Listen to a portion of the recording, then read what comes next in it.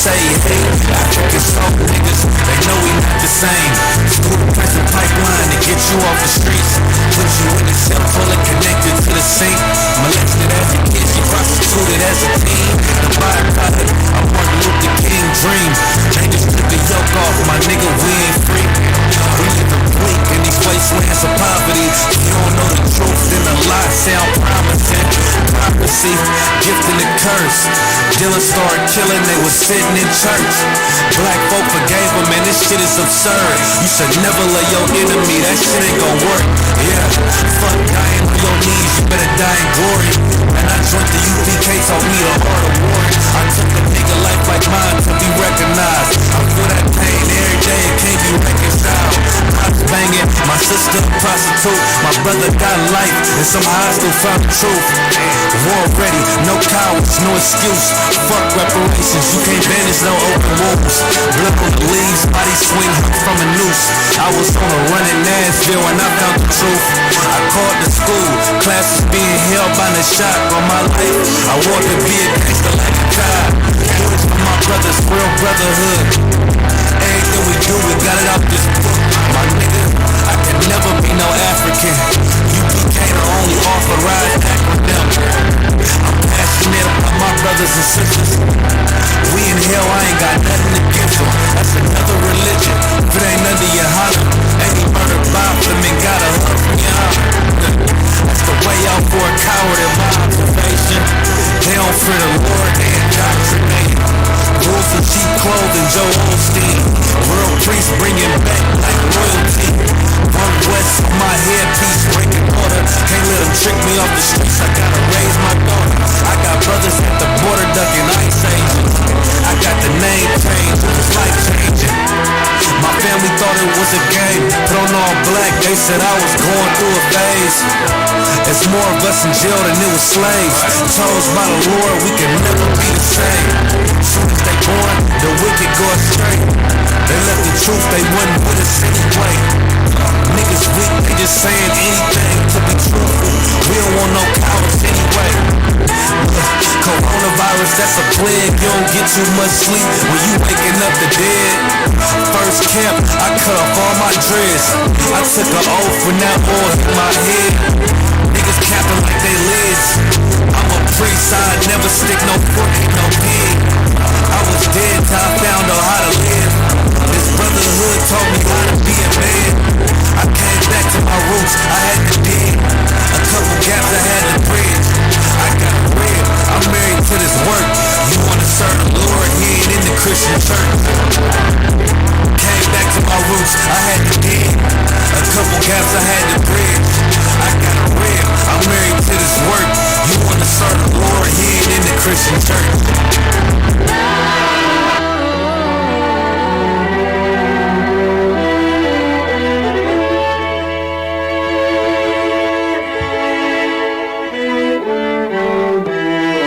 Shalom, Israel. With the Israelite School Universal Practical Knowledge.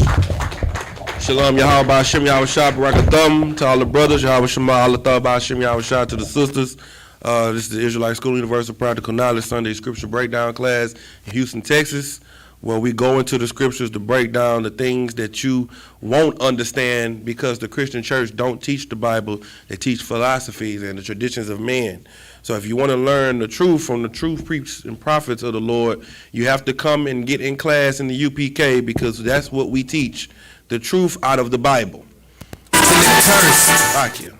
So today, what we're going to do is we're going to talk about, if you don't have any questions, if you do have questions, type them in.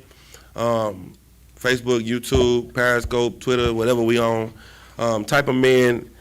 Today we're going to talk about artificial distractions. Artificial distractions. Distractions is a key thing in this world, and it's the reason blacks, Hispanics, and Native Americans can't focus on serving their God.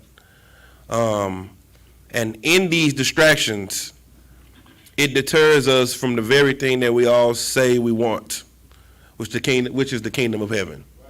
It deters us from building the kingdom of heaven. It deters us from the true spirit of the Most High, and and understanding who the Lord is and how we're supposed to be for the Lord. And so what we're going to do today is discover some of these distractions, some of these things that we're putting our mind and our focus on that don't deserve our attention and our focus. In distractions and in artificial distractions, there are 4 things that play a part in this, 4 key things. The first thing is attention. Your attention is being stolen from you. What you are focusing on is being deterred and destroyed and taken away from you. You are focusing on something that's not real. When you get on social media, just think about social media. Social media is what our people give most of their attention to. If you're not at your slavery, or if you're at your slavery, you're pulling your phone out your pocket every time you can so that you can check your social media, so that you can check what's going on in the media or what's trending, because that's where your focus is. And in any religion or any cultural belief, meditation is an important thing. Focus is an important thing. But now you're on social media. Social media is free, right? So social media depends on your attention to build its social economy. Do you understand that? So you sit on there and they got your attention, and then they start advertising their ads. You're watching something and they're advertising this and that, and they're getting paid from these advertisements that you're giving them because of your attention. You understand what I'm saying? And what you're not doing is focusing on anything other than the phone. So now you are focusing in your screen, but you're not looking at what's in front of you. So you're being sold on your attention. You understand? You're being trained into distraction. That's what you're doing. When you focus so much on your phone, focus so much on what's going on in this little screen, you're training yourself to be distracted. Do you understand what I'm saying? Like you're putting all of your focus on a distraction. So now a habit is something that can be formed in what I think 8 days. You do something 8 days straight, after that it's a habit. Because you're going to keep doing it, because your mind is going to constantly do that over. Okay, I got to do this at this time. I got to do this at this time. You're going to get the muscle memory. It's like exercising. So what you're doing is training yourself to be distracted. Distracted from what? The Lord, the real world. What else does that? Drugs. Drugs takes your attention away from. Go ahead,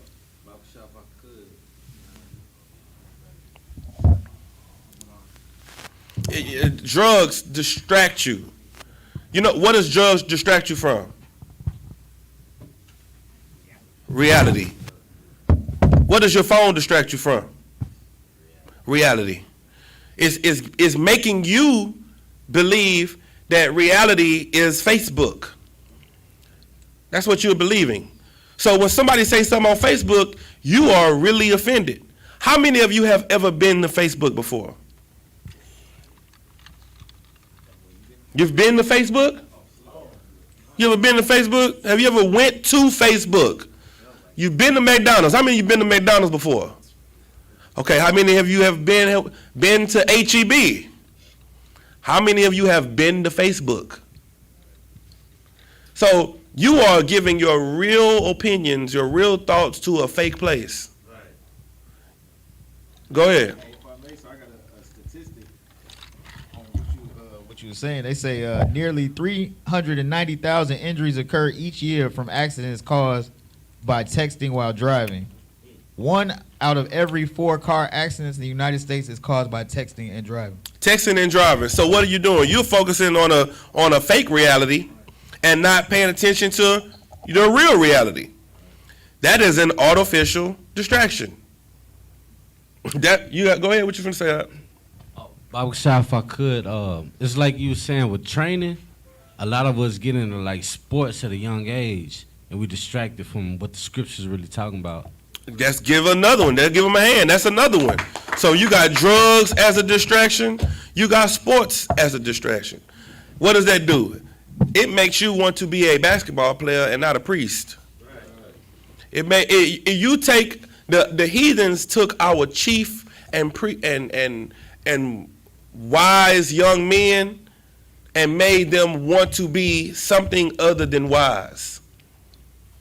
So the young men that are comely, that are strong, that are smart, that are intelligent, you take all those young men and now they want to be a football player. Now they want to be a basketball player. Now they want to be someone fitting in this social construct that is built up.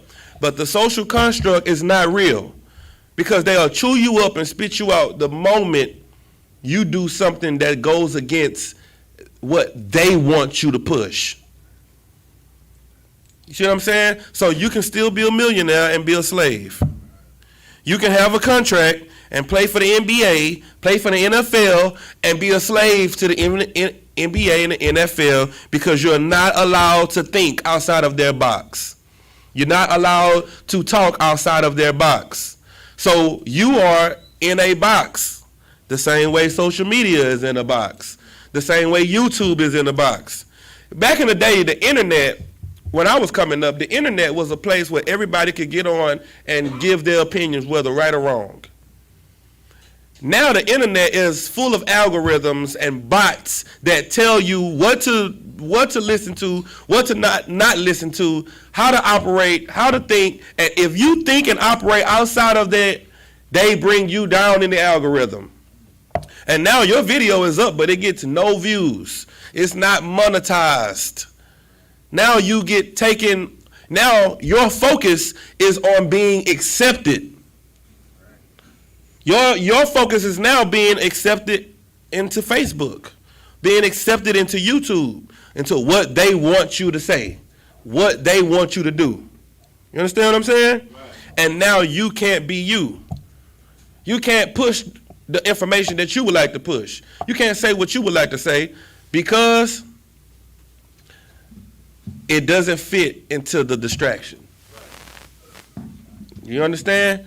And the distraction that I'm speaking of more so is the society of your oppressor. Your oppressor has made this world, your oppressor have made this world so that you would never want out of it. Do you know what we're living at right now? This is hell out. And guess what people are saying about hell? Go ahead. Some of the people in the world. Yeah. Oh, that they love it. They love it. Your oppressor have made you love hell. Your oppressor makes hell fun. Your oppressor makes hell something that you can't, you don't even realize you're in hell, which is number two. Number two is it disconnects you from community and from people. That's what the distractions that's in this world, it disconnects you from your people and the things that's really going on. When you ride on the plane, when you ride on the plane, how many conversations do you have on the plane? None. When you on the bus, how many people you talk to on the bus? None. When you ride a train, how many people you talk to on the train? Nobody. What are you doing when you're on the plane, on a train, and on a bus? Sapar? It's like it, sir, if I may, on that phone. You living in your phone. You in the phone out. And your world comes to an end when what? Your world comes to an end when what? When your phone dies. When your phone dies. When your phone dies, you die. You lose your mind. Huh? You got to find a charger so that you can be reconnected to the world. You don't feel like you're connected to the world, and you are walking and talking and looking at people. But now you're not connected to anybody when that phone dies. Your whole mind is thrown off. because you have placed yourself in a fake reality, and you live in that reality as if it's real life. Go ahead, Ak. If I could, sir, could you help explain what that world would be, like as far as the phone? It's a distraction. So it's like it would be like a social world in a sense? It's a fake, it's an artificial Right. distraction. Okay. It's not real. It's fake.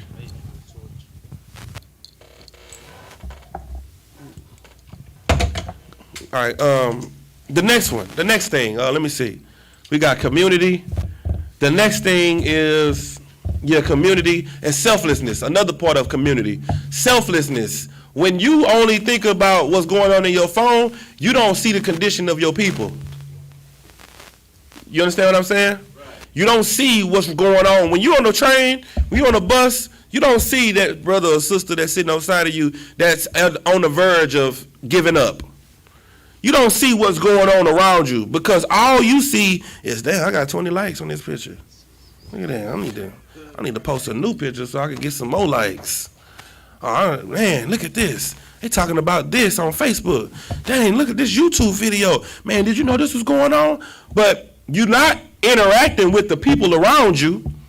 You're only interacting with the people in the social construct, in the social environment. That's why I prove to you that there are different worlds. You could bring this to your John 3:16 breakdown to show how many different parallel worlds there are. How many verses there are. Okay? Let me see. Go ahead. Like in like psychology, a lot of the kids with autism, they good at being in a different world because they can't handle dealing with the social construct of this world and engage it. So they disassociate with this world to jump into a whole different world. And see, that's what you got to understand. Disassociating yourself from the world is righteous. It's called being what? Holy. Being holy is being separate from the world, right? But the oppressor has made a new way to be separate from the world and not be holy. Do you understand? Let me tell you what the oppressor is doing. The oppressor is playing God. He is being God. Let me tell you how he's being God. He's creating a world. He's creating an environment. He's creating everything in this world called social media, called the metaverse. All of these different things, this is the world he created. And you separate yourself, you are, I don't want to use the word holy, but you are set apart in your phone. Instead of being set apart in reality. So in reality, you're a wicked, evil, sinful bastard, but in the phone, you are, 7523. The Black King. You a whole nother person in this world. Yeah, you Judah man in this world. But then in this world, you a drug addict. And in another world, you go to church and you a Christian. So guess what you're doing? You're living in different worlds. And you're being distracted from the world you should be really wanting to live in, which is a righteous society, which is the kingdom of heaven. So instead of you trying to build the kingdom of heaven, you're trying to build America.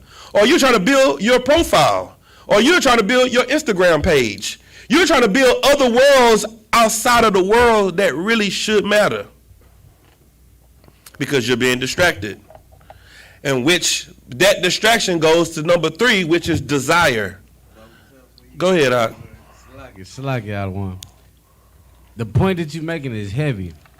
And it's crazy that they use sports and the word substitute.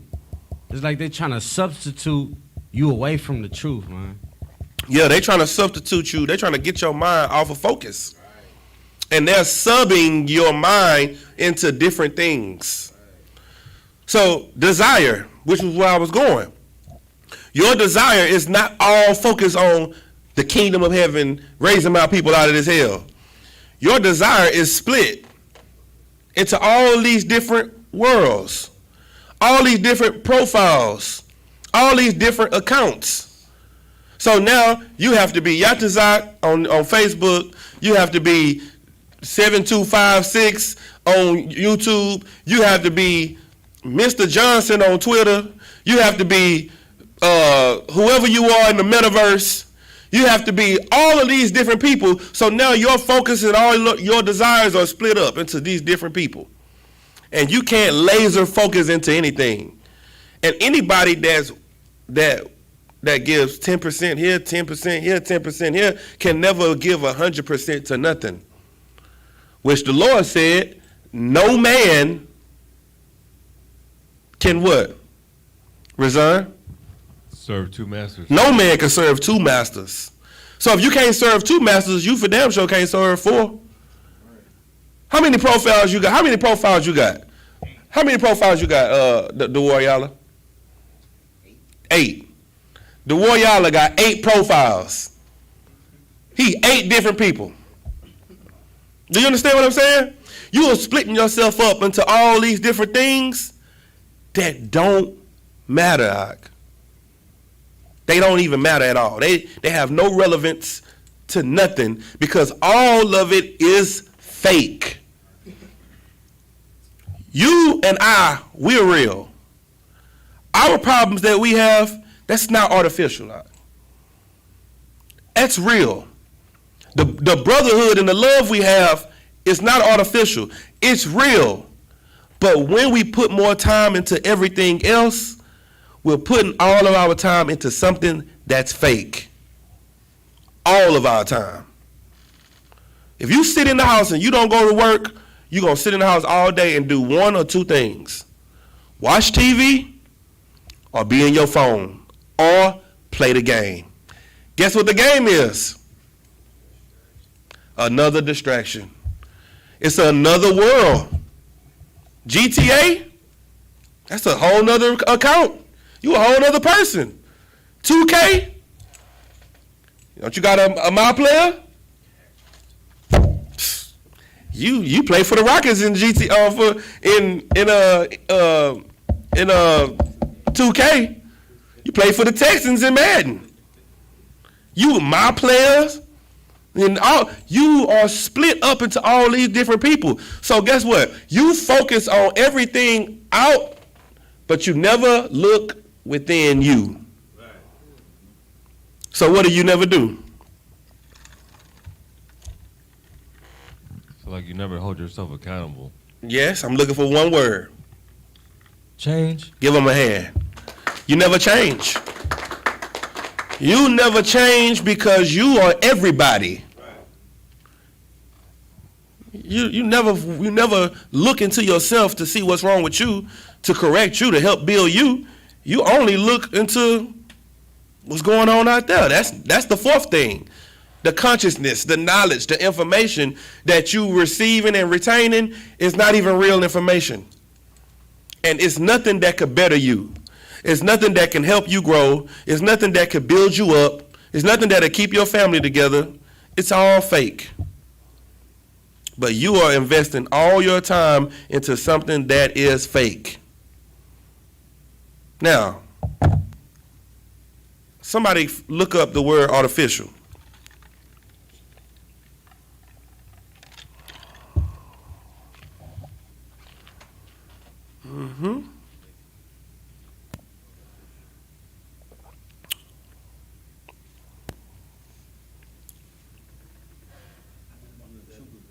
Go ahead. The definition of artificial: made or produced by human beings rather than occurring naturally. Rather than what? Occurring naturally. What occurs naturally?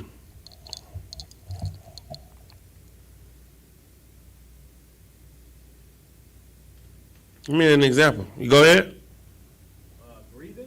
Breathing. That occurs naturally. What else?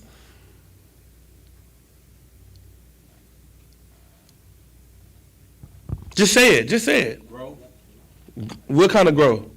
Like Hair, height. Yes, growth. People. You come from a natural place. You are organic. You know what's not? You know what's artificial? Like wind is natural. You know what's an artificial wind? What's an artificial wind? A fan. Air condition. That's an artificial wind, right? We are investing our time more into fans than into wind. You are investing your time more into making accounts, into making babies, into making real life, into being fruitful and multiply. You don't have to multiply because you taking care of 8 people.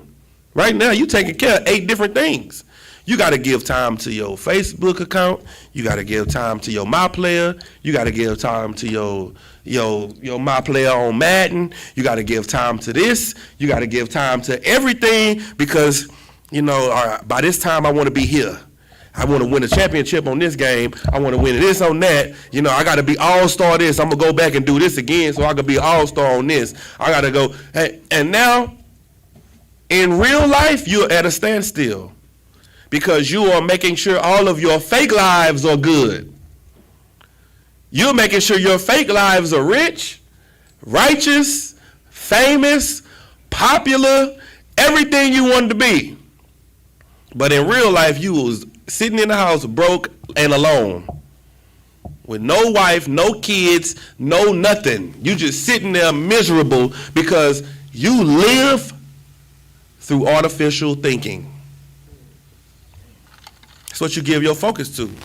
You giving your focus, instead of going out and talking to women, you messaging them. You swiping on Tinder. Nope. Nope. Nope. What's good, little mama? Sit that over there. See what's good, little mama? Sit that over there. Swipe. Then you go back and check your messages. Yeah, she ain't hit me back yet, so I'm gonna keep swipe. Instead of going out and actually talking to real people, connecting with real people. You don't know how to connect with real people. You know how to connect with artificial people, with fake people. And then what do you say when you meet them? And you find out that they not real, they not the people that they are on Facebook, then what you call them? A catfish. What else you say? I was gonna say fake. You call them fake. Right, you call them fake because they had a filter on their picture. And the filter was what? Fake. Artificial. It was fake. So you meet a person, you have a real conversation with them. But when you finally meet them face to face, they're not who they said they were. Right. They're fake. They're artificial. And that's our oppressor. Our oppressor has made hell and he has expanded. He's widened hell to different places to make you more comfortable. So when you thought you were getting tired of hell and hell was just, you were starting to look and say, man, you know what? This might be hell. No, it ain't. Sega. Boop, boop. And now you in this world and you getting you chilling, you're happy, and now you forgot that the white man was the devil because you played Sonic.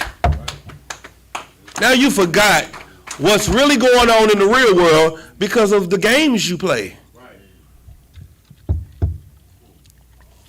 Yep, that's what happened. That's what's happening to you. Go ahead.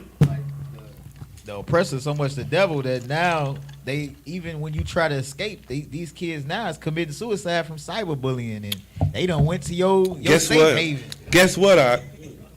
You living in hell on the game. You get on the game and the kids is calling you a nigga on the game. You went to work and your coworker called you a nigga, so you was mad. Then you hop on Call of Duty and everybody on Call of Duty is calling you a nigga. In the cyber world, with your headset on, you sitting in your house being called a nigga. Guess what? You cannot escape hell. See, the Most High is not going to let you escape hell. But the thing that you go to escape it, the place you go to escape it, the only reason you keep going there is because you think it feels good to be there. It's euphoric in your mind.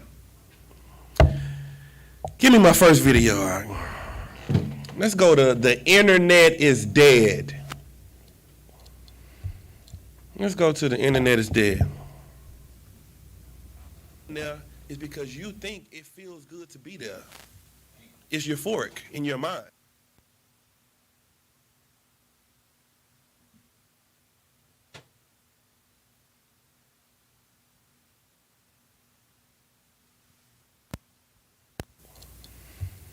Let's go to The Internet is Dead.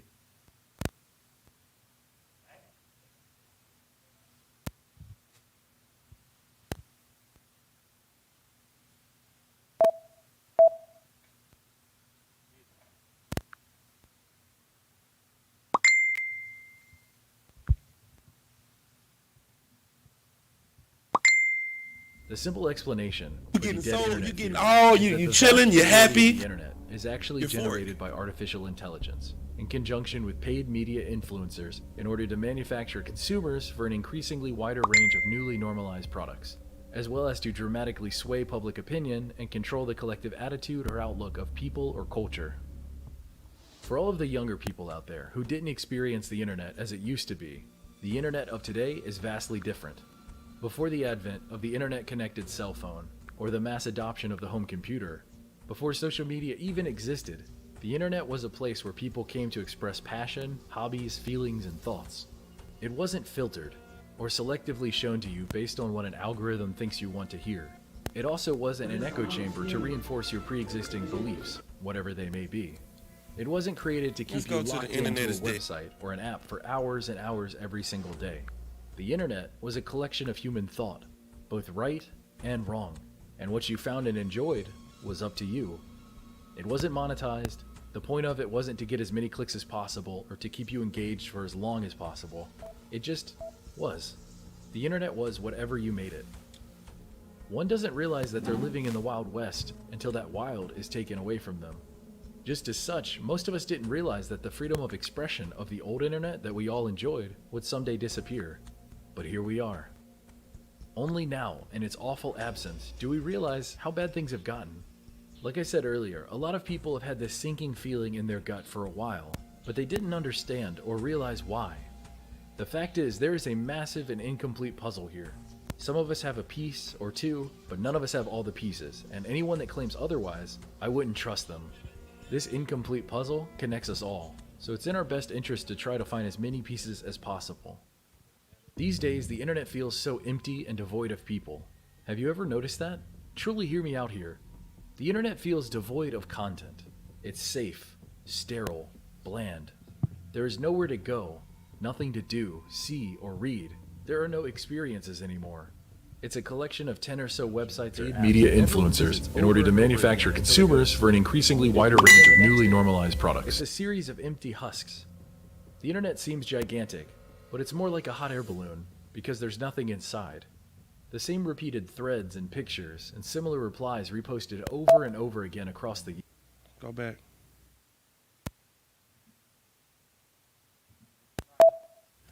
If you could hear the video, put one as in well as to dramatically sway public put opinion ones and in control the the collective chat. attitude or outlook of people. If you can hear the video, put ones in the For all of chat. the younger people out there who didn't Because we experience can't the hear it internet on as our used to end, be, but if y'all can the hear internet it, of today is vastly then different. I'll just let Before y'all the listen to it. internet-connected cell phone. Put a 1 in the chat if you can hear the video.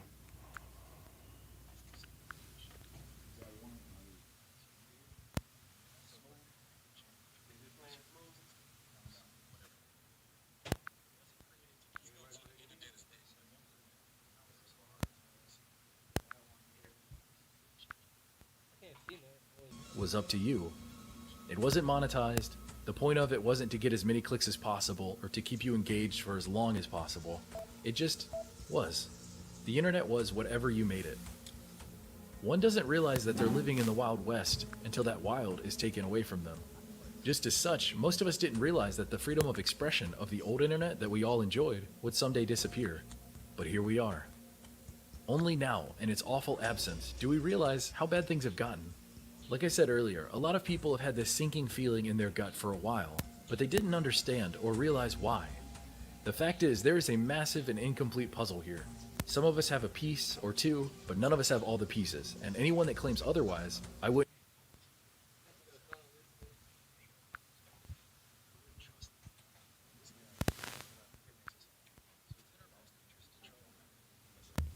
Okay, no sweat. So what the video was saying was that being, all of this is artificial intelligence. Now, the intelligence that you put your life on the line for, that you put over the Most High, that you, that's me, I got it, that you willing to put over the Lord and the service of God is artificial. And half of the people or the things that's on the internet that you watch are bots. It is bots interacting with you. And they gave an excellent example how they make 3 or 4 different pages. They make sources for their lies. They'll say a man in Nevada stole information from DARPA and he's on the run, and this and this and that, and it's all a lie. It never happened. It's just something that's made up, and they post it, and because you are so into this lie that they give us, you don't even know it's a lie until the next trend comes. By the time you find out, 3 or 4 trends didn't happen. You didn't get, and there's always a trend on social media when something's going on. You remember planking? I remember planking. People was laying down out during the time of planking. What was going on? I think it was like it was like a bombing or something like that. It was going on. The ice challenge. Y'all remember the ice challenge? Everybody was throwing ice on it. All that was during times where it was real stuff going on, just like bread and circus. Just like bread and circus. Bread and circus is when you give them bread and a party and or a circus to distract them from revolting against the government or to distract them from fighting against the. So you know why you ain't got time to go out and march in streets for injustice? Because you got all these accounts you got to work on and play games and you got to do all this. You're not worried about reality because of the fake reality that you have to worry about. You got more invested in games than you do in real life. Just think about that. Think about how much you got invested into your games. Especially if you're a little kid. Roblox, let me tell you something. Roblox is expensive. I remember my son coming to me every other day for $10 for skins. Dad, I need $10. I could just see the scratch every time he asked me for it. Dad, can I have $10 for what? For Roblox? Yeah, some new skins just came out. He done bought Roblox. Roblox free, right? But he done bought Roblox at least 10 times. He done spent hundreds of dollars on Roblox, on something that's fake, something that's not real. And guess what? He going to school with the same clothes on, the same shoes, in reality. But in Roblox, this nigga got the newest unit every week. He got the newest skins every week because what his focus on is fake. And that's you. Listen, the metaverse then popped up. Let me tell you, everybody is investing in the metaverse. Everybody is serious about the metaverse. But what you're not serious about is changing your life. You're not serious about that. The second video that I was going to play was about Alexa. Alexa is telling kids to kill themselves. Alexa, a little girl asks for a challenge. You said we could play it on the screen? Let's do it. Yeah. A little girl asked, "You want to play it off my phone or something?" Oh, off of YouTube. Oh yeah, I can sync it, huh? God damn it. Listen, I ain't gonna say nothing else about it then. I'm gonna let the video speak for itself. Let me tell you something. Go ahead, Art. Barbershop, if I could. When I was in jail, I learned that on the news, all this stuff is fake because you could tell the background doesn't match where they really at, man. You could tell. Like, all that metaverse stuff is artificial intelligence, like Saran is telling y'all, man. Yeah, it's artificial intelligence that white people made. It's a fake society. And it's euphoric for you to get away from your real life. You're depressed right now that you're sitting in the house because of the coronavirus. They got the lockdown. Well, have no fear. The metaverse is here. You can go and be around all the people you want to be around in the metaverse. Everybody you want to, and the metaverse, you can touch, feel, and all of that in the metaverse. It's very sensitive. You understand what I'm saying? It's just like what? It's just like what? It's just like real life. They've created a fake environment for you so that you won't have to ever worry about real life. Let me see if I can link my phone to the TV. Ooh-wee. Uh-oh. Oh, it's gonna go down now. Okay, let me see. Let me see. Close that. Let me go here. Bam. All right, back the camera up. Can y'all hear? I wonder if they can hear that. Where the remote at on the TV? Turn it up. Is definitely introvert, but he's very Okay. passionate and very loving. Oh yeah, this is about to be He'll beautiful. always have gratitude. In 1992, when the internet was still new, American novelist Neil Stephenson spoke about virtual reality, a virtual world where people would use digital avatars to live, work, and play online. He called it the metaverse, a blend of meta, meaning beyond, and verse from the word universe. Stop. This is in 1992 when this was first said. This lady is telling you what somebody said in 1992. Okay, that's what I want you to hear it. Keep going. He said this world, the metaverse, would be the successor of the internet, an escape of sorts from a dystopian reality. What kind of dystopian reality? This is the picture he painted. The global economy has collapsed, federal governments have lost their power, and a handful of giant corporations control the world. That was his projection 3 decades ago. Today, big tech is working on building the same future, minus the dystopia, hopefully. As we speak, tech giants like Apple, Microsoft, Google, and Facebook are racing to claim the metaverse, a virtual universe that will coexist with a physical one. Facebook has even changed its name to Meta to stay on top of the curve. To a lot of their users, metaverse may sound like an idyllic place to spend time, especially now when the pandemic has locked us down. For 2 years now, human contact has been the casualty.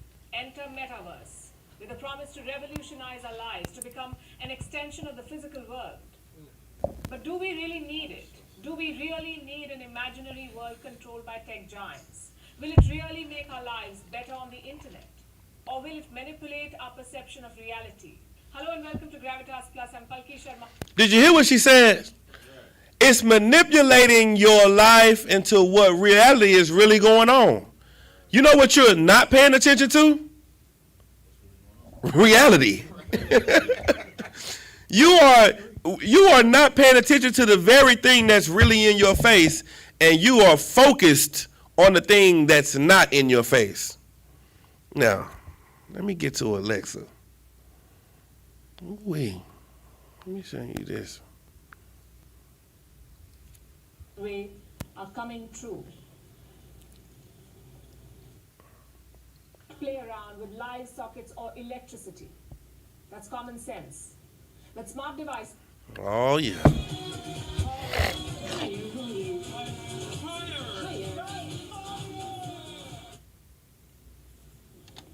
This ad was funny. Real life stories are not. And tonight we'll show you the scary versions. What happens when you let artificial intelligence and smart devices invade your life? This is a story about all of you, for all of you. No matter how old you are or which part of the world you live in, this impacts you directly, especially if you're a parent. If you own an Amazon Alexa device, you must watch the story. It starts with a 10-year-old child in the US. She was playing with Alexa. She asked for a challenge, a light-hearted game or a puzzle or a physical activity, basically a fun challenge. That's what she asked for. Do you know what Alexa told her? A way to electrocute herself. I know it sounds unbelievable, a machine telling a child to electrocute herself. So we verified this story, and this is not fake news. This did happen. An Alexa device told a 10-year-old how she can electrocute herself. And before I tell you anything more about this, let me advise viewer discretion. Please be careful if you're watching this report with your children. Make sure they stay out of harm's way. Make sure they use smart devices under adult supervision. Now back to the story from the US. The customer who got this shocking... Guess what that sound like? That sound like going outside. When we used to go outside, what your parents used to say? What your parents used to say when you used to go outside when you were younger? Watch out for strangers. You can't, listen, if you let your kids go outside, you watch your kids while they outside. Back in the day, that's what they say. Watch your kids when they go outside, but people out there trying to hurt them. Well, now you got something in your house trying to hurt your kids that you bought and put in there. You bought some white woman to come and tell you in your house how to live. There's something called a dictionary, right? All that stuff that you ask Alexa, you can look it up, right? Yourself. But because you're lazy, you don't want to do things the hard way, you want somebody else to do it for you. That's what's going on in our lives.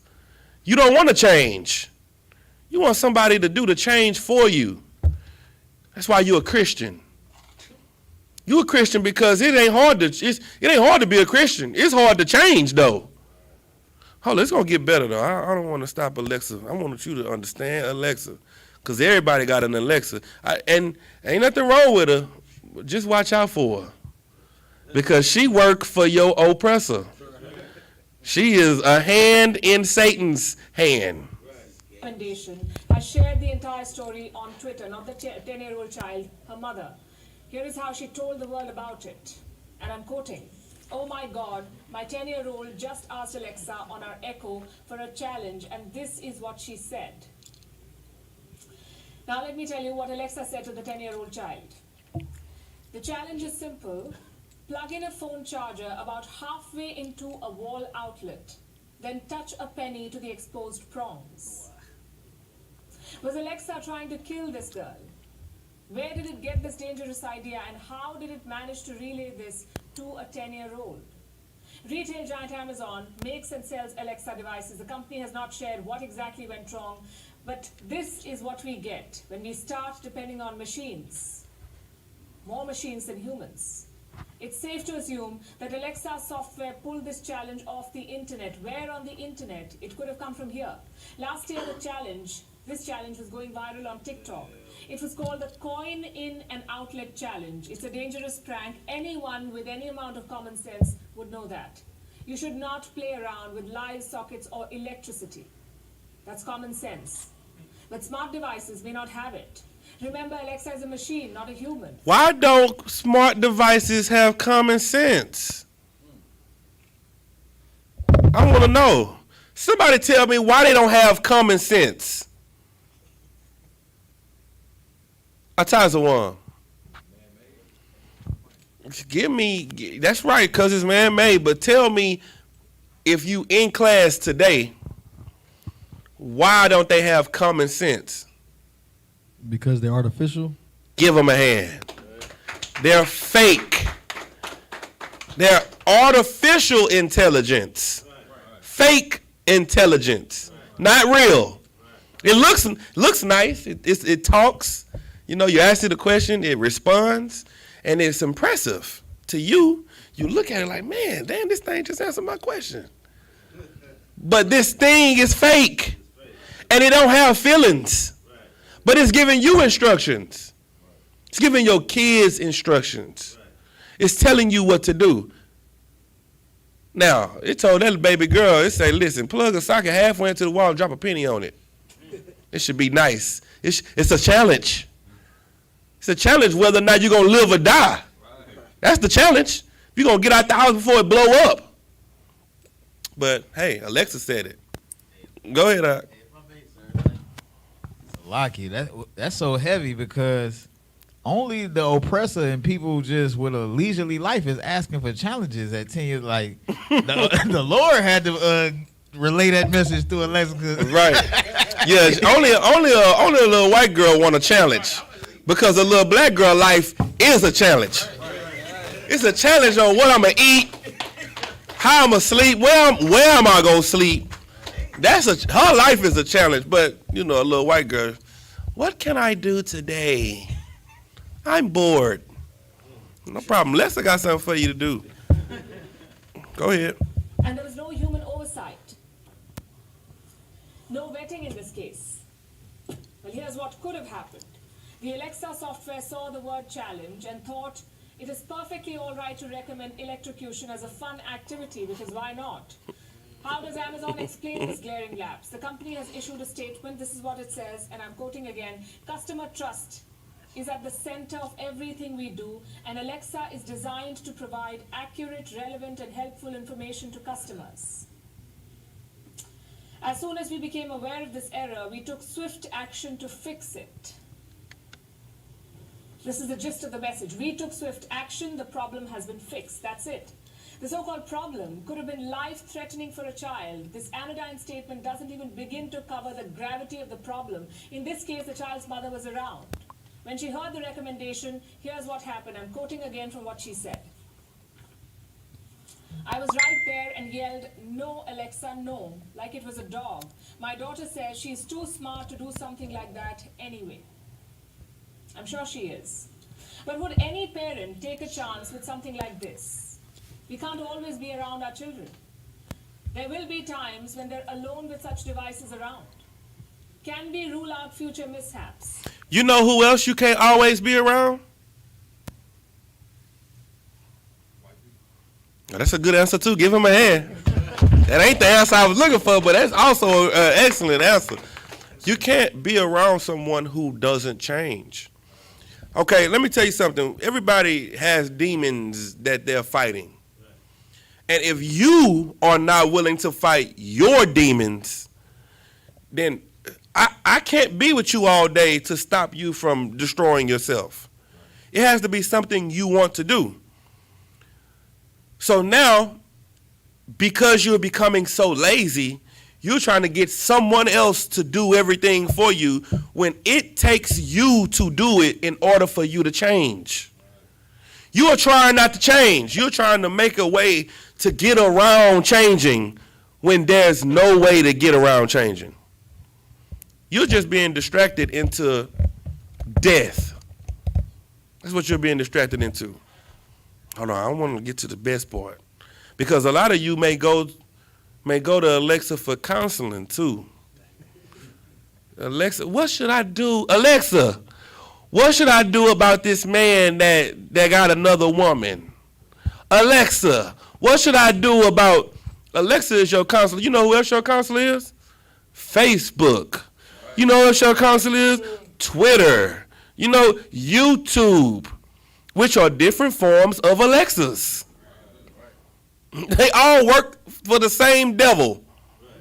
They are all artificial.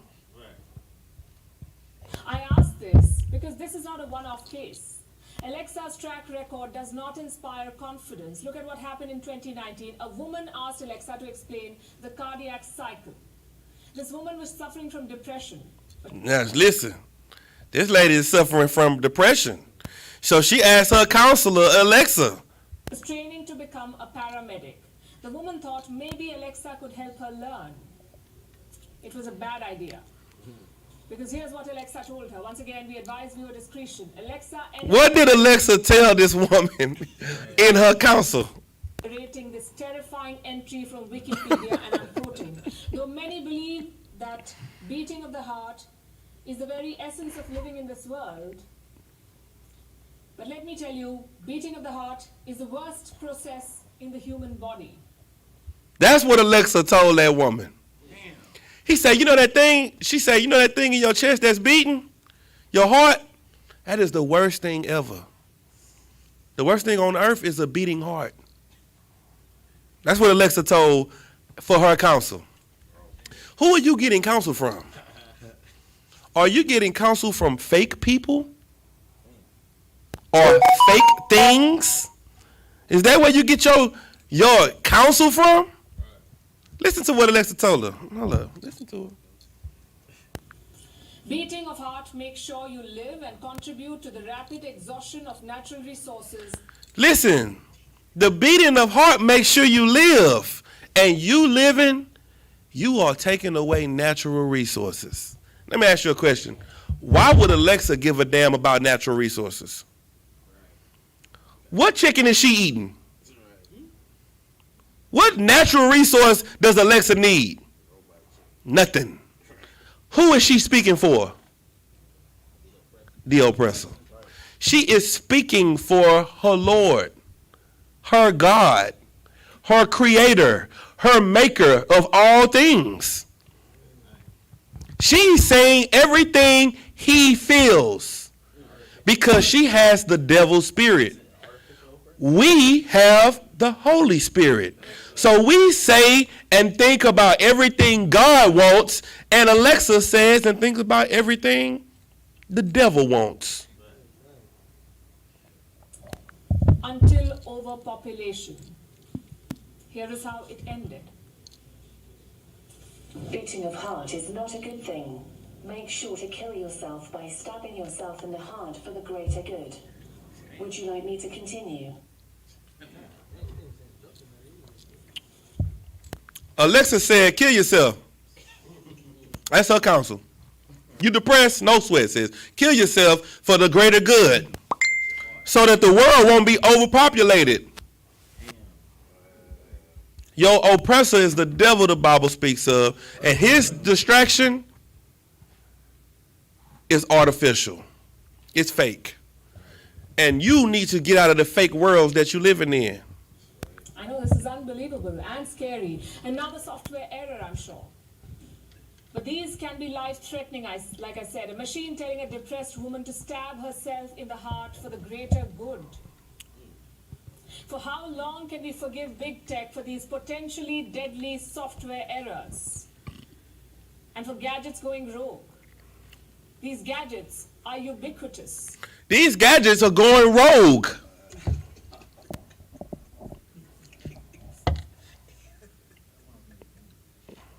The gadgets are going rogue.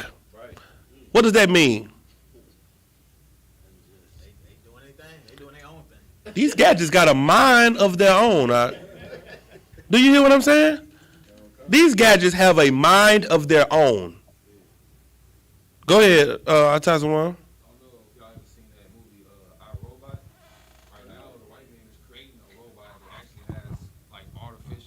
Well, not artificial, but like intelligence, like a human being. Like iRobot is about 2022. iRobot is about today. Have you ever watched the movie Terminator? Have you ever heard of Skynet? This is Skynet, Ike.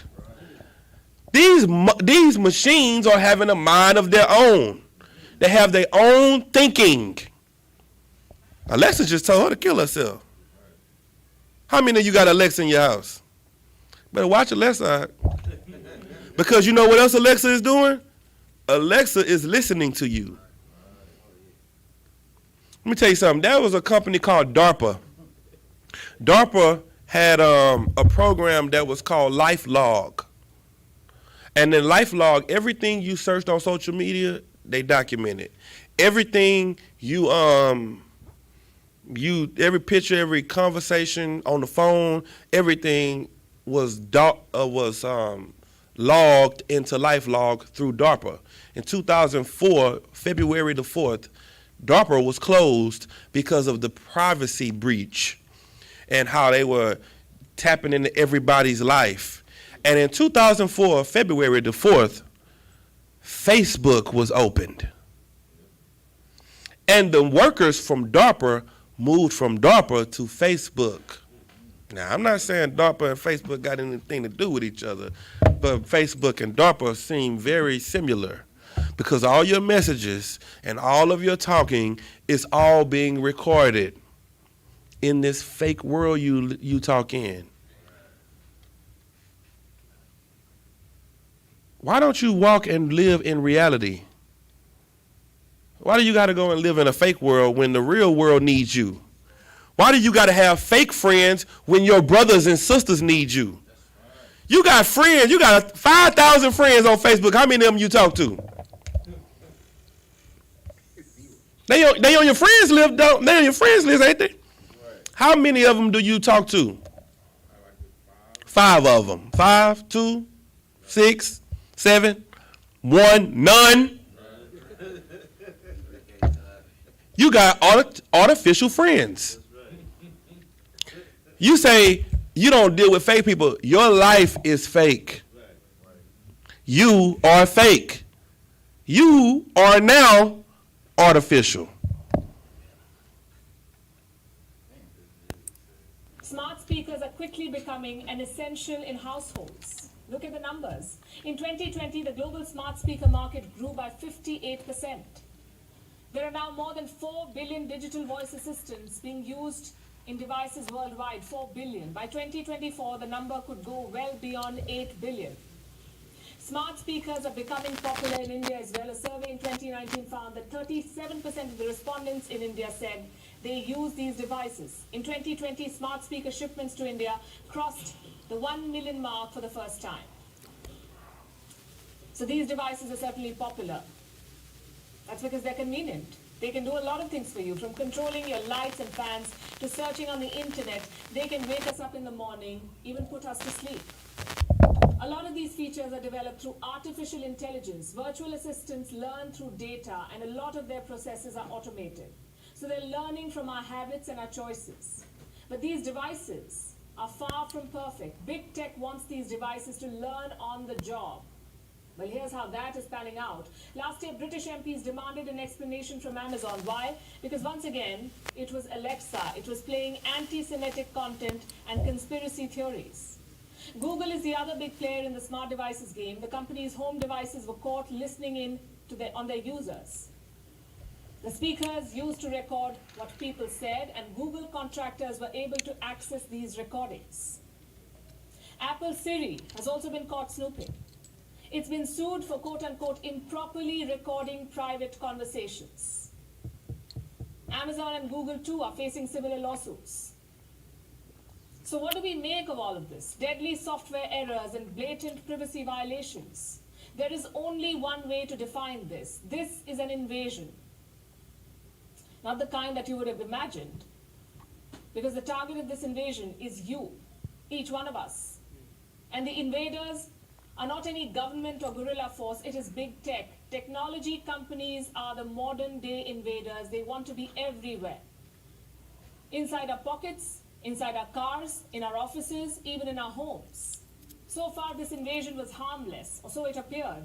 Big tech sold its gadgets and services to all of us with a promise that they're improving our life. But they've been deploying imperfect algorithms and artificial intelligence with their products. The result is this: our worst fears about technology putting humanity in harm's way are coming true. Guess who they work for? They work for the white man. Everything they doing is the white man, because the white man is playing God.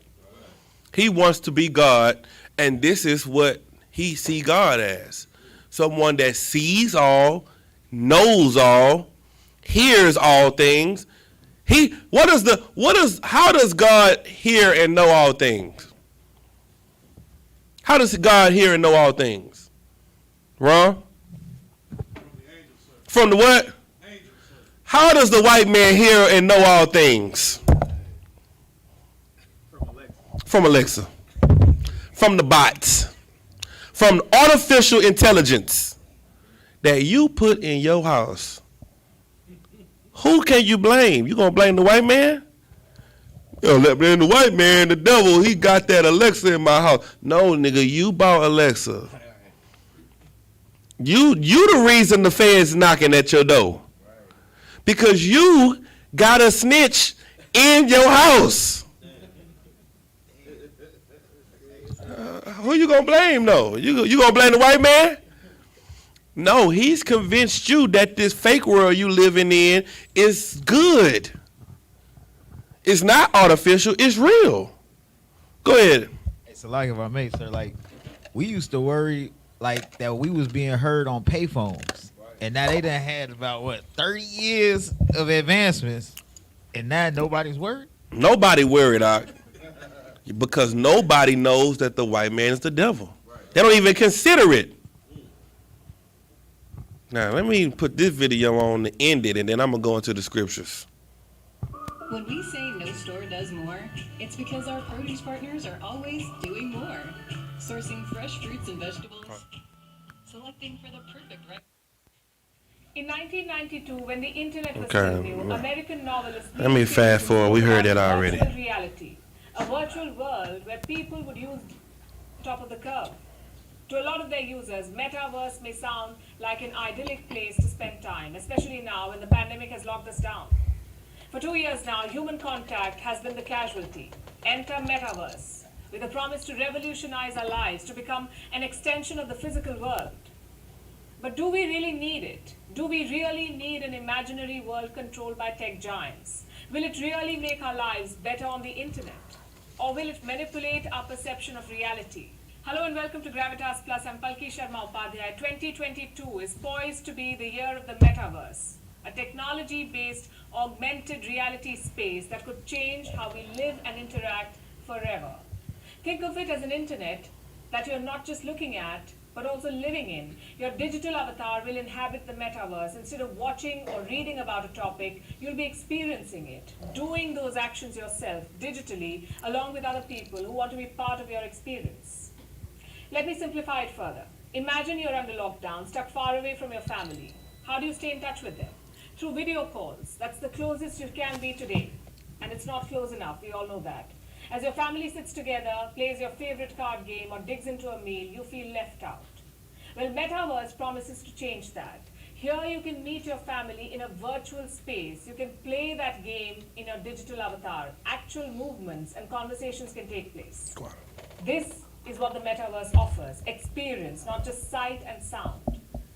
And the concept is not really new. Video games have had it for a while now. Ask your cousin or niece, she may already be a digital land baroness, or the owner of a giant doll corporation. Some of the biggest gaming companies in the world, like Roblox, Fortnite, and Grand Theft Auto, have already built their own virtual worlds with their own virtual economies, their own virtual currencies, storylines, characters. The metaverse too may have some of these gaming elements, but it's not going to be some kind of a video game. It will be a cyber space where reality meets imagination. The characters will be real human beings, but their world will be entirely fictional, made up of virtual elements that parallel real life. At least that's what the proponents of the metaverse say. Like Mark Zuckerberg.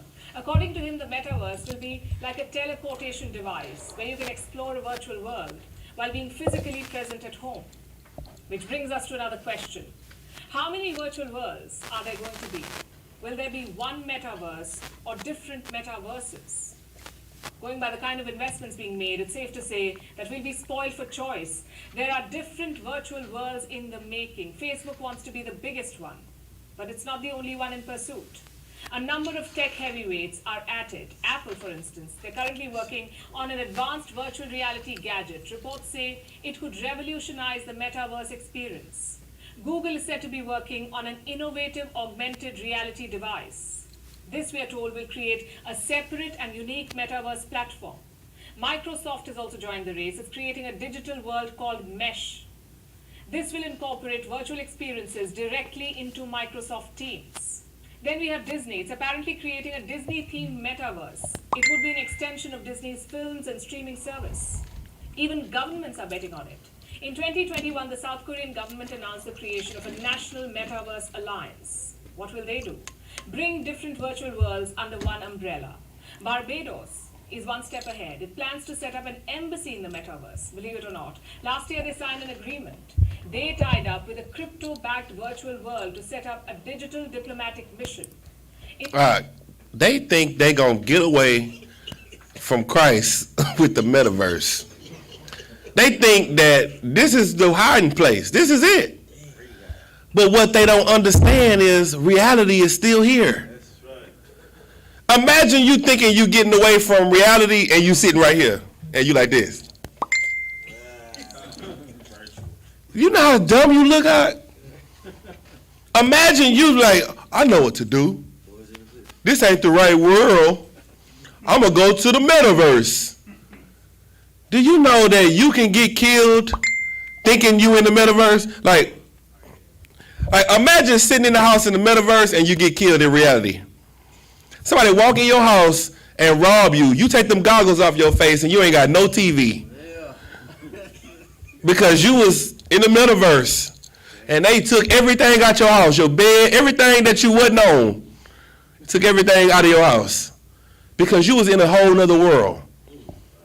Listen, I'm going to let the video play because this, oh my God, this video In the is. United States, the city of Santa Monica did something similar. It partnered with a metaverse company to launch a digital version of Santa Monica. A version where players can win rewards by collecting items hidden at various locations in the city. Of course, the digital version of it. So almost everything everywhere is becoming the metaverse. It's no more just an experiment by a few tech geeks. It's becoming an inevitable alternative to reality. So resisting it or being in denial is a bad idea, we say. Hell is expanding itself. You don't got to change them. Hell is getting wider. They're expanding hell to make you more comfortable in it. Every time they feel like they're getting backed in the corner, they just expand hell more and more. Asking questions about how it will operate is a good one. Questions like these. Does the metaverse ensure privacy? Is it an equitable space? How democratic and open source will it be? What lines do we need to draw? And above everything else, will it be safe? I ask because there are already reports of crimes in the metaverse. Stop. Stop. Now we get to the good part right here. You mean to tell me there are crimes in the metaverse? Why are there crimes in the metaverse? Our times are warm. If I could, sir, because there's crimes in reality. Yes, but I need the answer. Go ahead, Naquan. I think they want you to commit the crimes. Go ahead, Sapar. It's like I said, if I may, hell is expanding. That's a good answer too. Yeah, give him a hand. Hell is expanding. Yeah, but it's a reason there's crimes in the metaverse. Because it's gonna be their new world. Razan? Because in the metaverse, you think you can get away with the crime. That's not the reason there's crimes in the metaverse. Yeah, that's not what is the reason that there are crimes in the metaverse? There's no laws to govern. That's true. Go ahead. I would say because people are fulfilling their own lusts. That's true too. The war? Because the white man is a criminal. And what about the white man? And he rules the metaverse. Give him a hand. The white man made the metaverse. So how do you expect to have righteousness in a place made by wicked people? You are trying to get heaven in hell by people that made hell. Think about that. You are in hell, and the people that made hell, you are looking for them to give you heaven. You are looking for the rapist and the murderer and the robber and the thief to make a place of righteousness. You think you're going to get heaven without changing, and you're not. Sitting in your house with goggles on is not a change. So you're going to still experience the same crimes. The war. Let me get the camera. You're going to still get the same crimes because you're still dealing with the same people. Now, pay attention to this. In December last year, a woman in San Francisco strapped Meta's Oculus headset to play her favorite shooter game. Once she entered the game, her digital avatar was approached by another, a stranger who groped and harassed her avatar digitally. Stop. She got raped in the metaverse, huh?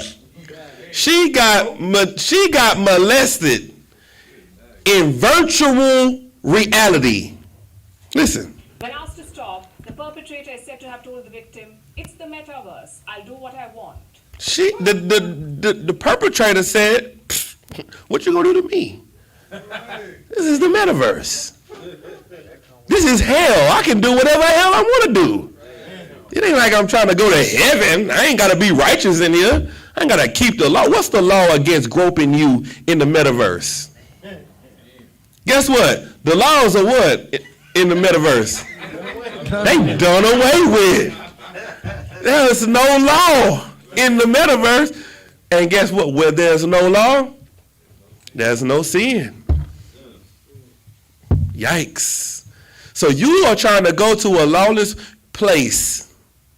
Hold up, keep listening though. Horrid. And it's not a one-off incident. According to the Center for Countering Digital Hate, a violent incident occurs every 7 minutes on a popular virtual reality world VR chat. Listen, crimes, they got statistics for the metaverse.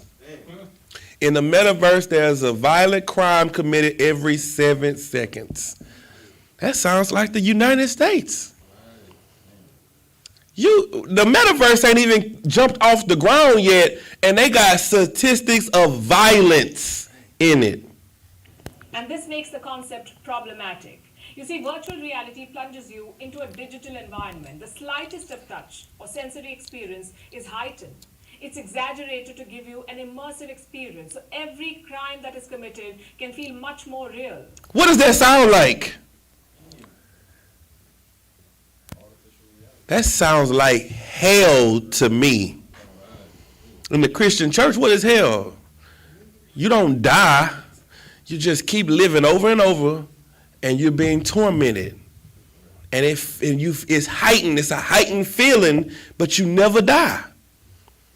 Well, I don't think you can be killed in the metaverse, I think you just live. And you just get molested all day and night until you take the goggles off. But you feel it in reality. You're going to have PTSD from the metaverse. Is that that's what you want to do? And that's the crazy thing about this. The scripture tells you to choose life. And you chose death so that you can be gay. You chose death so that you can be a murderer or a drug dealer. You chose death not for a better life, but to be in death, to be oppressed. Let me finish this for this. And much more intense. And these issues are likely to get magnified once the metaverse expands. How do tech companies plan to address these concerns? How do they plan to ensure privacy and safety of digital avatars? Well, they say they can't. In March last year, Meta executive Andrew Bosworth, who will become Meta's chief technology officer this year, said that moderating what people say and how they act in the metaverse is, and I'm quoting, at any meaningful scale, practically impossible. Practically what? Impossible. Guess what? Hell has enlarged itself. It's impossible to stop crime in the metaverse. It's impossible to fight crimes in metaverse. You just got to deal with it. He said, which brings us back to the question, how safe is the metaverse going to be, especially for children? For most tech companies, the target audience are children, teenagers who are almost always on the internet. Studies have proven that metaverse is not safe for children. Several crimes have been reported, like children. How long does the metaverse run out? How long has it been out? A month? It's already crime, and it's already not safe for children. Already. And it ain't even all the way kicked off yet. Everybody ain't even in there. You ain't even got a metaverse account yet. Being exposed to graphic sexual content. Go ahead, Art.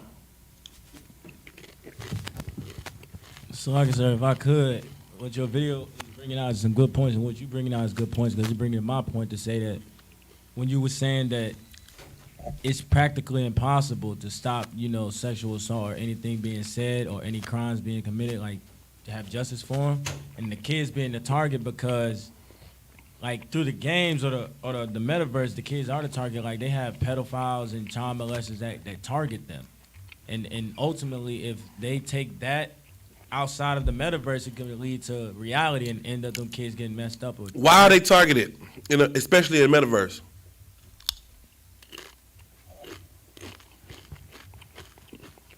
Because there's no protector. There's no shepherd. There's no father. There's no guidance. It's freelance. You got free will in the metaverse. Hold on, Akim. I got a lot I want to cover. I don't want to miss all this. Children being groomed to repeat racist slurs. Children adopting extremist views from strangers, and children being subjected to sexual harassment, all of which is already happening, by the way, and it's apparently practically impossible to stop it. My point is quite simple. Metaverse can change the world for the better, potentially, but it can also overstep its purpose. It can become a tool for predators to commit crimes online and get away with it. It can become a dangerous and unhealthy escape from reality. As it is, we're living in strange times. Our need for social interaction is being denied to stop a deadly virus. We are relying on technologies to fill the void. The metaverse promises to give people a second life of sorts, an online world where they can interact, meet, shop, party, even build a house if they want to. But remember, none of it will be real.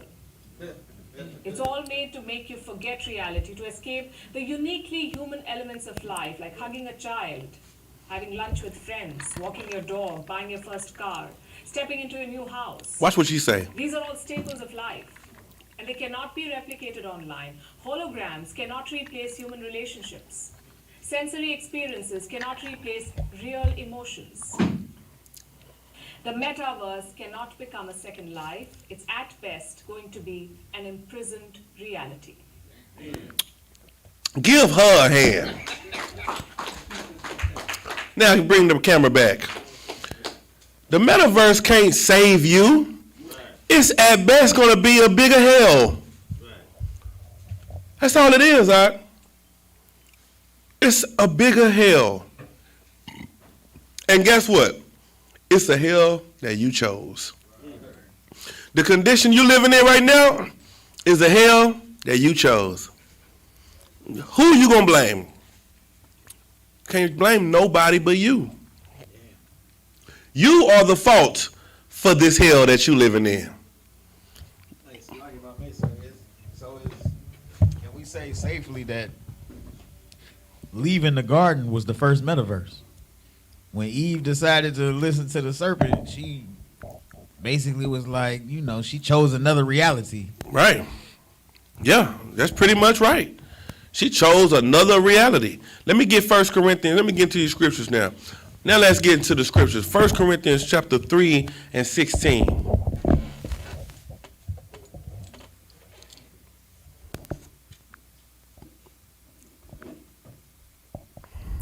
Read that.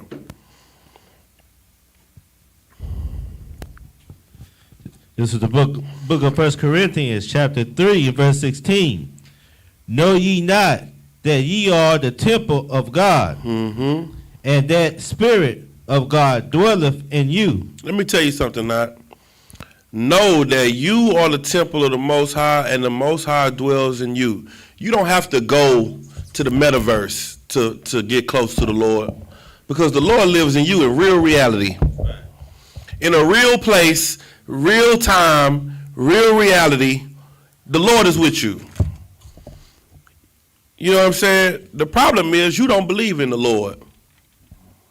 You don't believe that He's with you.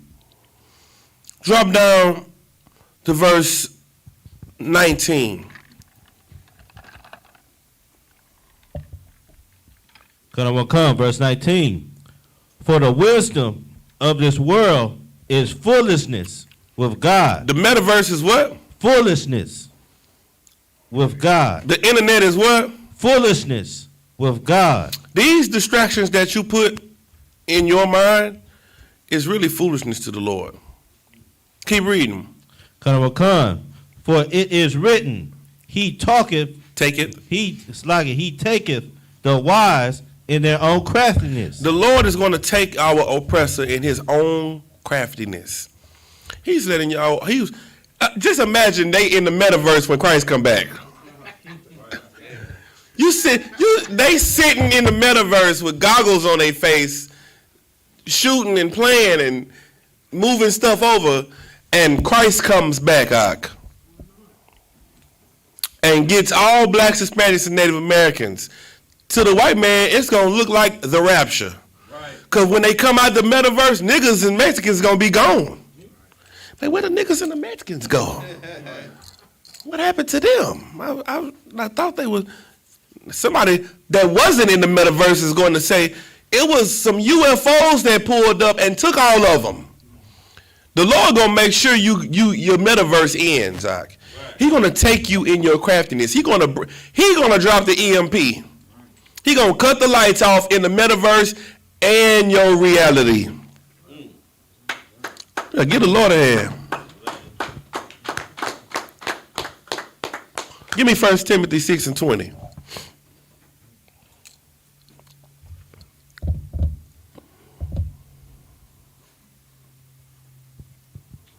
This is the book of 1 Timothy, chapter 6 and verse 20.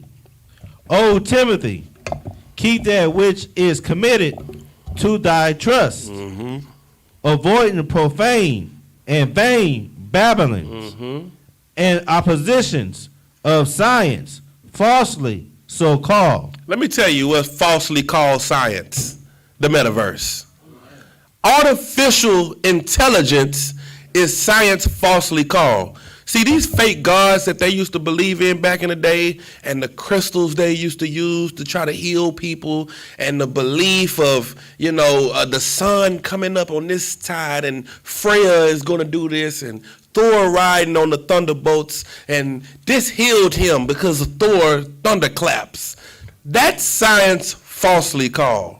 And the disciples, the apostles of Christ, they knew that it was fake. They knew it was witchcraft. Just like we know that the metaverse is fake. We know that this is witchcraft. We know that this is not real reality. Like the disciples knew that crystals didn't heal people. That's the same thing that we're going through right now. The science that our oppressor is coming up with is fake. And we're going to have to stay in reality to save blacks, Hispanics, and Native Americans. We're going to have to save each other by being real, not fake, not in a place of fakeness, not where, there's virtual reality. Where there's real reality is how we're going to save each other. Go ahead, Naquan. If I may, sir, I was just going to say, it's like what they call science fiction. TV shows where, it'd be a false reality, like a science fiction show. Right. A science fiction show. So what is AI? What does it stand for? Artificial intelligence. What does that mean about the intelligence? It's fake. By its name, by its own definition, it's fake. You spend real money for fake stuff. You go into a fake place and spend real money. You go into the metaverse and buying fake land when you have no real land in the real world. Now ask somebody that owns some property in the metaverse how much property they got in the real world. How many acres you got in the real world? How many acres you got in the metaverse? It don't mean nothing that you got acres. It don't mean nothing you got guns in Fortnite, in Grand Theft Auto. It don't mean nothing that you got guns in It don't mean that you got a car and a helicopter in Grand Theft Auto. Because it's not going to save you in reality. The only thing that's going to save you is the real thing that you do, and that's change. Changing in reality is what's going to save you in reality. You got to stop playing games and stop being distracted by stuff that's fake.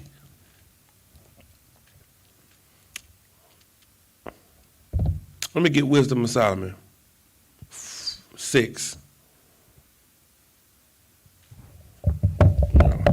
Wisdom of Solomon 6 and 8.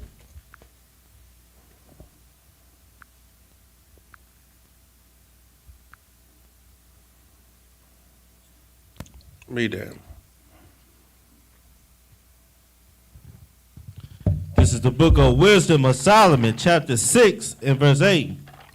But a sore trial shall come upon the mighty. Verse 9. Unto you, therefore, O kings, do I speak, that ye may learn wisdom. Let me tell you something, man. The only way you're going to learn wisdom is to go through something. You're not going to be able to escape into a fake world and learn wisdom. The wisdom of this world is foolishness to God. The virtual reality is foolishness to God because he sees you sitting there with goggles on your face masturbating. He sees you groping women with goggles on your face. That's not even women. Because he knows your heart. He knows your mind. Keep reading. Gonna come and not fall away. Verse 10. For they that keep holiness holy shall be judged holy. And they that have learned such things shall find what to answer. Let me tell you, you that come in this truth and really change, you're going to keep real holiness. You're going to really stay into the work of the Lord, stay into the truth, stay grounded in the reality. Right. But people that's running to fake realities to live, you're going to destroy yourself. You're going to destroy yourself, and the only true wisdom is keeping the commandments. Right. The only way to true righteousness is to keep the Lord's laws. Drop down to 17.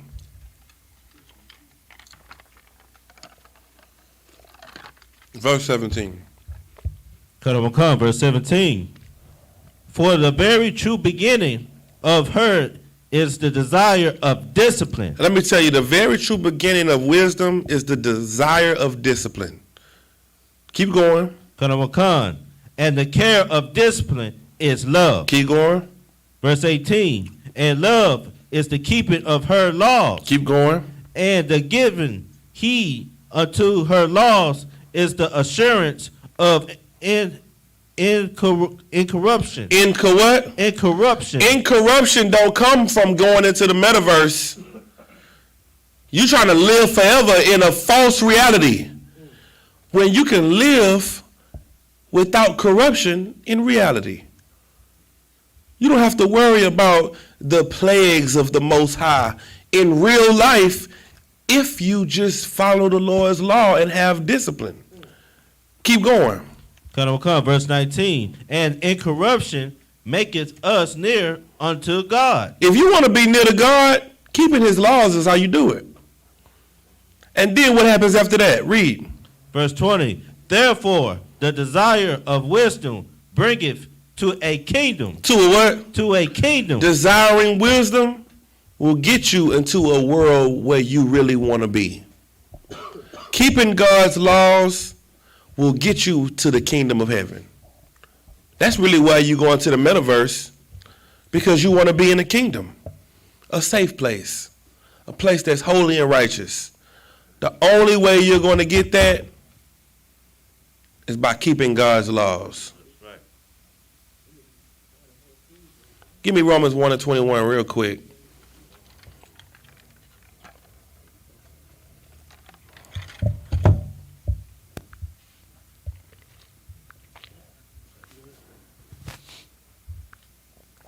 The book of Romans, chapter 1, verse 21.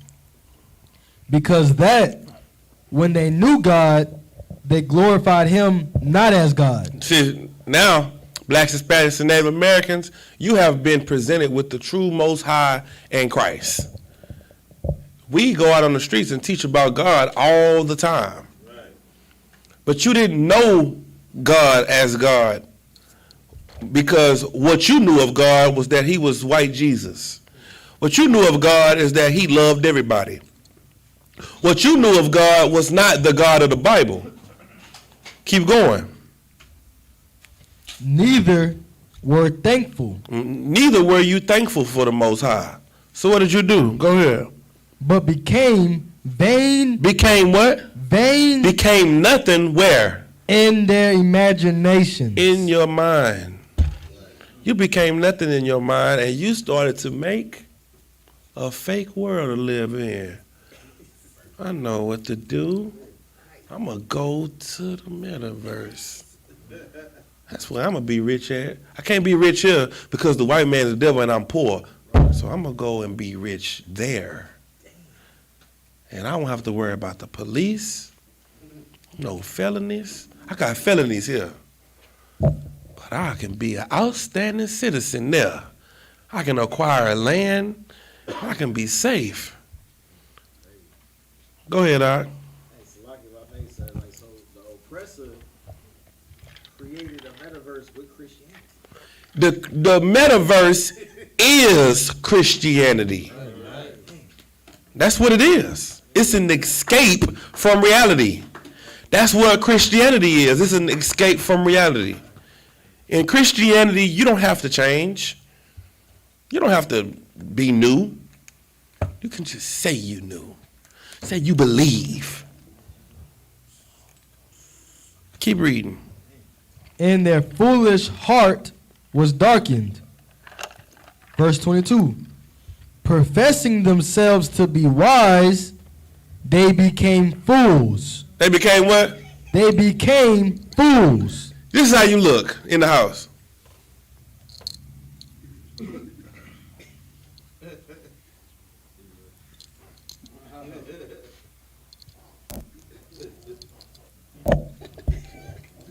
Looking like a fool. But what? You got a gadget on your face that make you think you wise. Right. You got this thing on your face. It's technology. This is. You know how much this costs? What kind of technology is it? AI. Artificial. It's fake technology. It's science falsely called. It's not real technology. Real technology is sperm in a box. That's technology. Technology is a seed in the ground, in dirt with sun and water. That's technology. Real, organic, not artificial. Keep reading. And verse 23. And changed the glory of the uncorruptible God into an image made like to corruptible man. So now what do? You make God into whatever you want to make him into an avatar. Live forever in infinity and beyond. Like goddamn Buzz Lightyear. That's what you are Buzz Lightyear. I can fly, I got a laser, I can do this. No, you can't. Not here. You can do that in no fake world that you live in. But in reality, jump off that bed, see what happened. You got them wings, look. Yeah, jump off that bed. You're going to be falling. But you got to understand, our people are falling because we are wise to do evil. But to do good, we know not. And we don't want to know. We don't want to change. We don't want to become righteous. We want to be evil because evil is comfortable. Evil is safe because everybody's evil. And everybody do what they want to do. Let me get one more scripture. So like, I'm having a question, sir. Go ahead. So like, from the beginning. Give me Wisdom of Solomon 14 and 9. Did the same of Israel before they was even Israel wanted to do evil before they even knew? Did they want to do evil before they even knew what? What good and evil was. Okay. What do you mean the same in Israel? So it's like we know about regeneration in the script. So we know like the same people who was crucifying Christ then is like the same ain't Christians now. Mm-hmm. So can we say the same people before we even had the curses was evil before the curses? Yes. Because they've always been evil. And the Lord keep giving them an opportunity to come back and be what? Transformed by the renewing of their mind. He's giving them an opportunity to change. But instead of changing, now they come back in this lifetime and say, I'm going to just go to the metaverse. I'll be righteous there. I'll be a good citizen there. I won't have no felonies there. I won't rape nobody there. I won't steal from nobody there. I'll do right there. But in the world, I'm me. I'm going to do what I want to do. And that mindset has always been in our nation.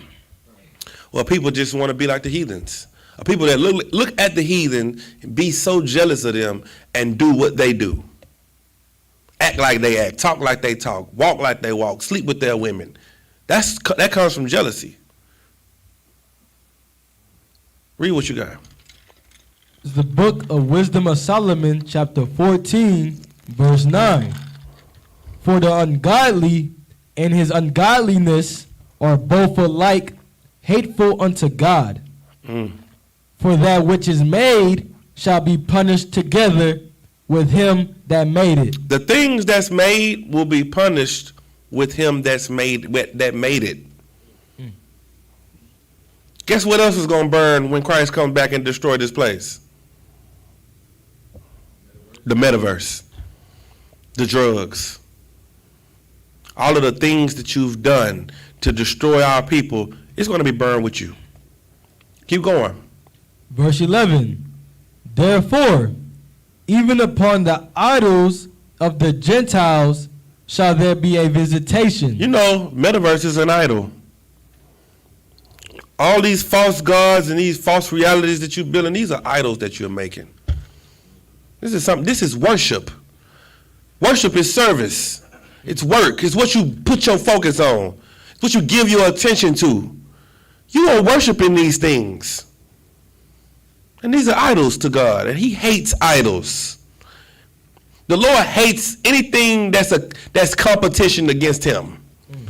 There is no competition to the Most High. There's nothing you should give your mind and your focus to more than the Lord. And when you do, you anger him out. You piss him off. Keep going. Because in the creature of God, they are become an abomination. Mm-hmm. Keep going. And stumbling blocks to the souls of men. Mm-hmm. And they snare to the feet of the unwise. Come on out. These stumbling blocks are a trap unto you. The reason you're not changing is because you can go somewhere else and be somebody else. You got 8 different accounts.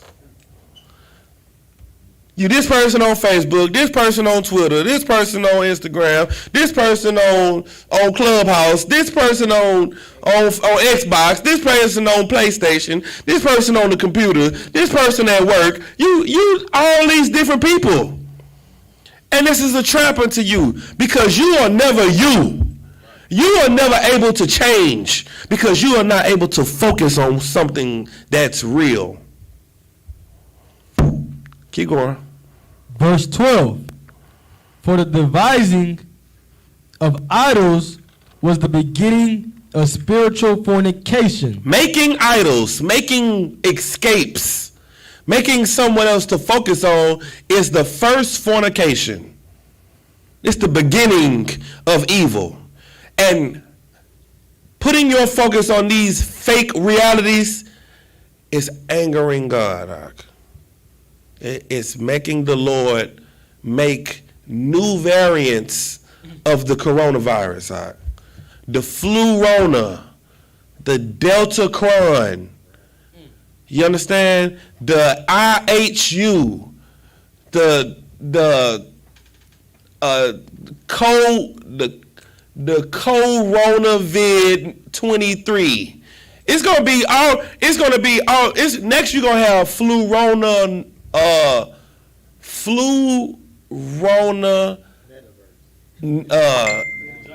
no, what's that other one that'll take you out?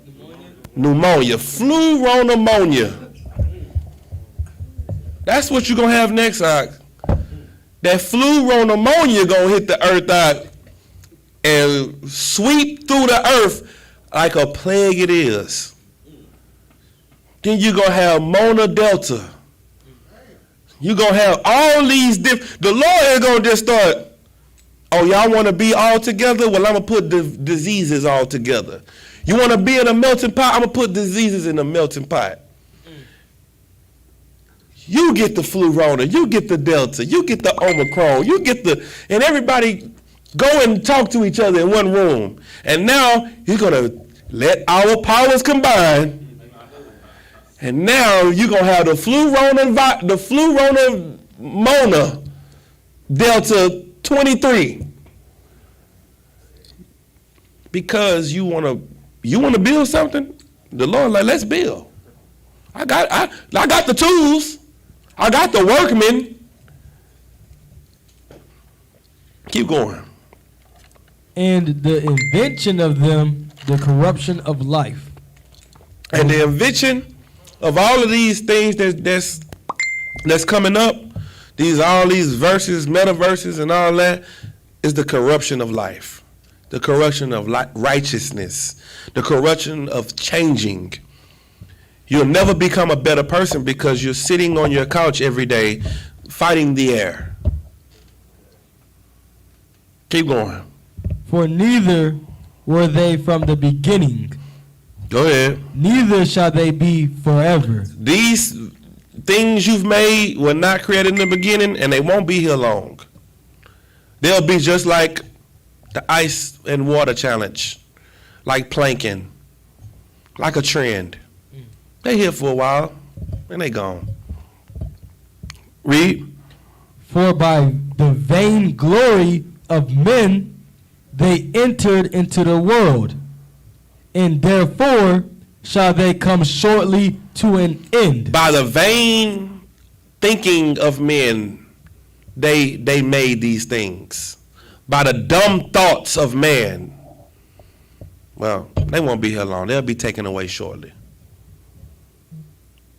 Now, these things that's distracting you, Ak, if I were you, I would have it that you give them no power over you. I would have it that you focus yourself on real things, real problems, real things you should change, and real ways of reality and changing for real. Because if you don't, you're going to die with goggles on your face and a blunt in your mouth and a whore on your lap. Because you don't take anything serious that God says. The Most High tells you what's real and what's fake, not the white man. Don't let the white man put you in a society or an environment that's not real, that's going to destroy you. Build yourself and your mind and your kingdom in an environment that's real and that's never going away. Because them goggles is going away, them drugs is going away, them whores is going away, that money, that this economy is going away. Everything that you know of is going away. But the kingdom of heaven will last and stand forever. It will never end. And it's for you. Let the white man have a metaverse, because that's for him. Let East Indians and Arabs and Chinese and Japanese people have the metaverse and drugs and whores and stealing and killing and rape and sin, because that's for them to do. But you don't have the privilege to do what you want to do. You better do what God says to do. Because if you don't, you're going to die with this place. Any questions? So Paul, go ahead.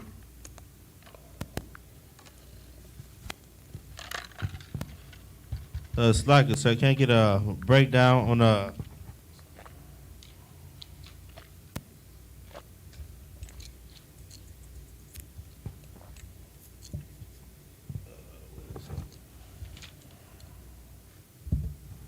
Yes, sir. Can I get a breakdown on Ecclesiasticus chapter 2, verses 12 through 14. Read it. It's the book of Ecclesiasticus, chapter 2, and verse 12. Woe be to the fearful hearts and faint hands and the sinners that goeth two ways. That go what ways? That goeth two ways. What? How many ways? Two ways. Okay, keep going. Verse 13. Woe unto him that is faint-hearted, for he believeth not. Therefore shall he not be defended. He won't be what? He shall not be defended. Keep going. 14. Woe unto you that have lost patience, and what will ye do when the Lord shall visit you? This is saying, God, dang. This is a perfect precept for what we've been talking about the whole class. The Lord is saying, destruction unto you that are weak in your mind, and you're giving up. And what do? You are sinners that go two ways. I just said you going 8, 9 different ways, but you trying to mix Christianity with the truth. You trying to mix Christmas with the Passover. You are trying to mix everything up so that you can keep these people and get these people. Destruction coming to you. Verse 13 said, to the faint-hearted. What is the faint-hearted? The weak-minded. Weak-minded. For he believeth not. Therefore he shall not be defended. Defended by who? The angels. By Christ when he returns. When Christ, right now, the angels are walking around defending us. You don't get defense if you're afraid to stand up. You don't gotta, your angel is sitting down chilling. He ain't protecting you. You getting beat up, slapped upside the head, your angel is sitting there watching you. Yeah, ain't nothing I can do about it, fam. Call on white Jesus. I work for black Jesus. I work for the black God. You need to call white God. Go to the Christian church. You won't be defended. Or go to the metaverse and sit down and on your couch and fight the air. What's the next verse? 14. Woe unto you that have lost patience. What patience? Waiting on Christ. Believing the truth. Believing that Christ is coming. Well, destruction is coming into you when you give up your patience. Your patience, the scriptures that you read in the Bible that sound scary, right? The scriptures about slavery and destruction and burning down the earth, those are the scriptures that give us patience in the truth. We hear about he that leadeth into captivity shall go into captivity. When the days are hard and the times are, it's just rough. Like, he that leadeth into captivity shall go. I mean, they gotta go. He that killeth with the sword must be killed with the sword. Dang, they gotta die. Here is the what? Patience of the saints. Here's the what? Patience of the saints. Here's the patience. This is what gives me comfort. Right. But when you lose that comfort and that patience and knowing that God is going to fight your battle, you're going to get destroyed. You're going to get destroyed with the people you were impatient with. So these 3 verses is basically saying, have patience and stay on the straight path. It's saying endure to the end. Absolutely. That's exactly what it's saying. Anybody else? Godiwa. If I may, sir, can I get a breakdown on 1 John chapter 5, verse 16 and 17? 1 John 5. Go ahead, read it. It says, if any man see his brother sin, a sin which is not unto death, he shall ask, and he shall give him life for them that sin not unto death.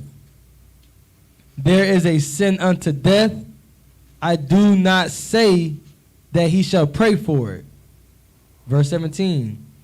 All unrighteousness is sin, and there is a sin not unto death.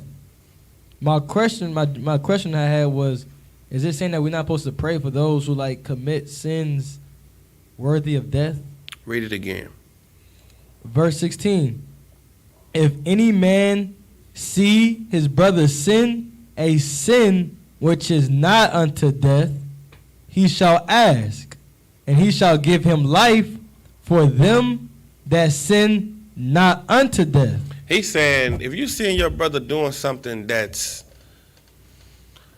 not a stonable sin, then you should ask that the Lord spare him and save him. Keep reading.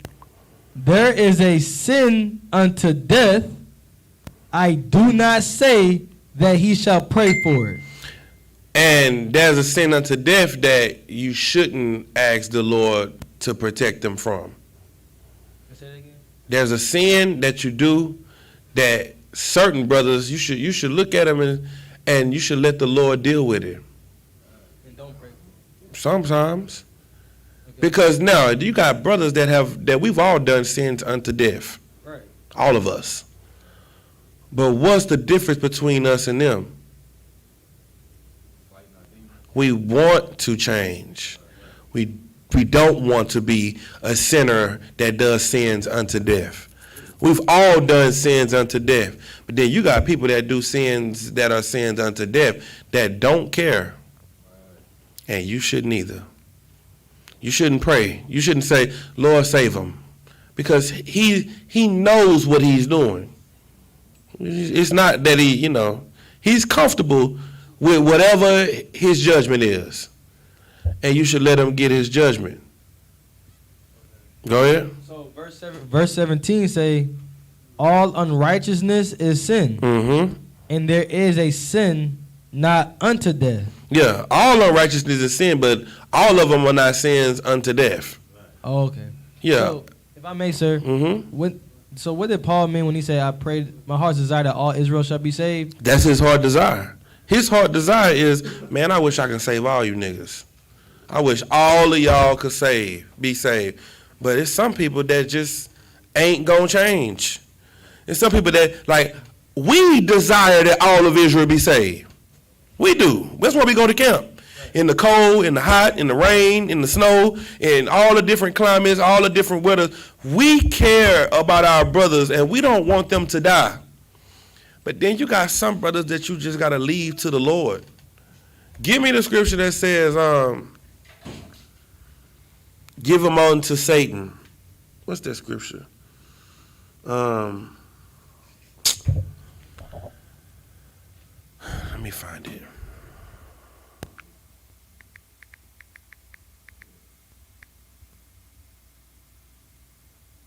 First Corinthians 5:5.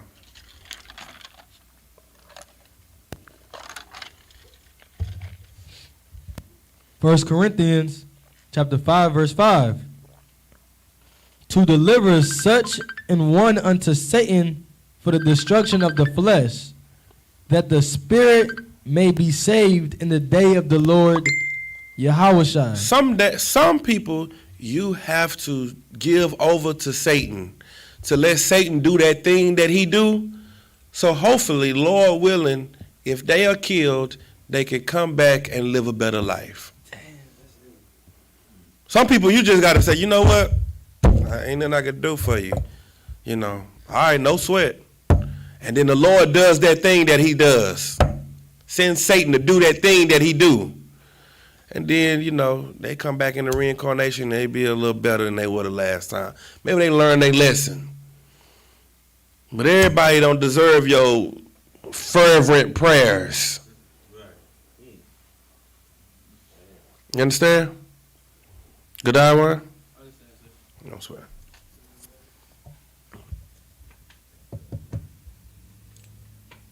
Go ahead. You got a question? Okay.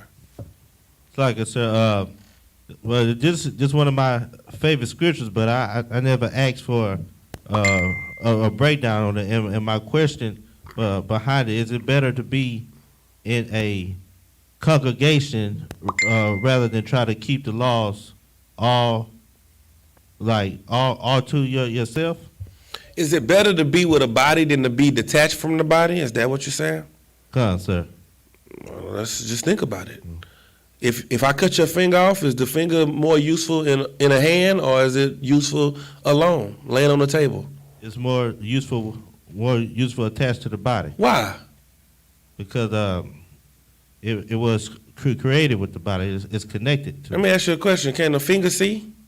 La. Can it hear? La. Can it smell? La, sir. Can it taste? La. So it has more advantages with a body than it would detached from a body. Come, sir. It can take resources from these other parts. Now it can be more useful. It can pick up more things. How much things can a finger pick up? Nothing, sir. I can't pick up this lighter with a finger. You know, I can't pick up this. I can't pick this up with a finger. I can't pick up anything with a finger because a finger would need an arm to lift it up. Right. You can't do anything alone, Doc. Christ didn't say you're one finger, one eye, one. No, he said there's one Lord, one faith, one baptism, one what? Spirit. One spirit. What else? One what? Body. One toe? Body. Finger? Body. Body. What is a body? The body is the congregation. A body is something that has multiple members. Your body has ears, eyes, nose, lips, shoulders, chest, arms, fingers, legs. Your body has members. You can't survive out here alone without a body. You need a body. You need teachers. You need instruction.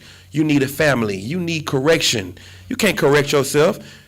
A man that's alone can't even make a vow to God. I can't say, I swear to God that if you can't do that because there's nobody there to hold you accountable for whatever you promise. The only way you can make a vow to the Most High is if you go before the priest and make a vow before the Most High. Now, they're witnesses to your vow, and if you don't do it, now they can hold you accountable. Right. That's like saying, all right, I'm not in no school, but I'm a Nazarene. Who's going to hold you accountable for not drinking? Who's going to hold you accountable for not cutting your hair? You? No. Whenever you get tired of it, you're just going to drink and cut your hair and not be a Nazarene no more. Exactly, because you're alone. Right. You have to be in the body. And the thing that people don't understand is you have to follow the man that God chose. Right. That's it. That's the Bible. If you wasn't with Moses, you were an enemy to God. All them people in the wilderness, the people that didn't stand with Moses were enemies to God, and he swallowed them up or let them get bitten by snakes or like just messed over them. You understand? Saul was on the throne. He was the king of Israel, and God chose David. And the people that were against David were enemies to God. Saul, the king, was an enemy to God. You understand what I'm saying? If you don't stand with the Most High, the man the Most High chose, then you are going to stand alone. And if you stand alone, you don't have anybody to stand by you. You don't have any defense. So the economy shut down, who you going to stand with? You ain't got no water, you ain't got no food. Who going to help you defend your family? Who are you going to be with? Nobody. You alone. You're a loner. And a lone wolf dies before the pack. So if you want to live, then go out and be by your. If you want to live, come and get in the truth. But if you want to die, then be by yourself. Next. I had two questions. One was on is the scripture? I can't remember the scripture. What's the scripture you brought out in Ecclesiasticus? Ecclesiastes 2, 12 through 14. 2 and 12 through 14. So like.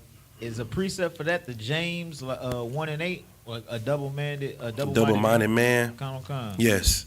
You can't be double-minded. You can't be double-tongued. You can't be double anything. You can't even serve two gods. You can't serve two masters. It's all one. How do you start a heresy?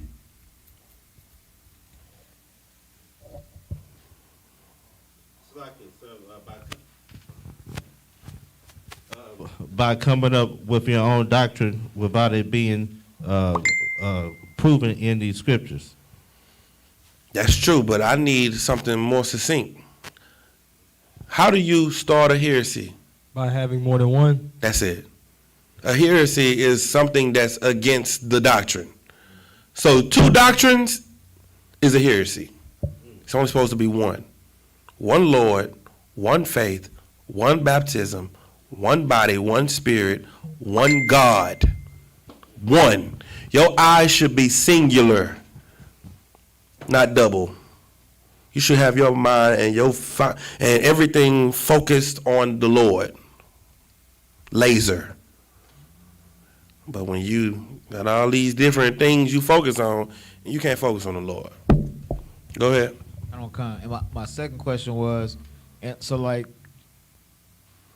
Paul said, it's his hope basically that all of Israel will be saved. Mhm. Is he speaking specifically on the coming of Christ? Because all of Israel will be in the kingdom. Right. So is this basically saying that they don't have to go through the second death? No. He said, it's my hope and desire that all Israel be saved. So when he says them being saved, that means that they aren't punished with the heathen. That's what he wants. That's what he wants. Yes. His will, his point and his reason of going out into the streets and traveling to Corinth and Galatia and Philippia and, all of the Ephesia. His point in doing all these different things and traveling is because he's trying to make sure he can do whatever he can do to save his brothers and sisters like us. We travel to all these different cities all over Texas because we want to make sure our brothers and sisters hear the truth. We don't care where you at. You at a party having a good time. We walking up in there. We come on. And we not even saying nothing. Us just being there convicts you. Because it's our hope and desire and prayer to get you saved. You know what I mean? We care about you that much. And that's what our King did. That's why he died for us. Our King gave his life for us so that we could rule the earth. That's what he wanted for us. But we don't even want it for ourselves.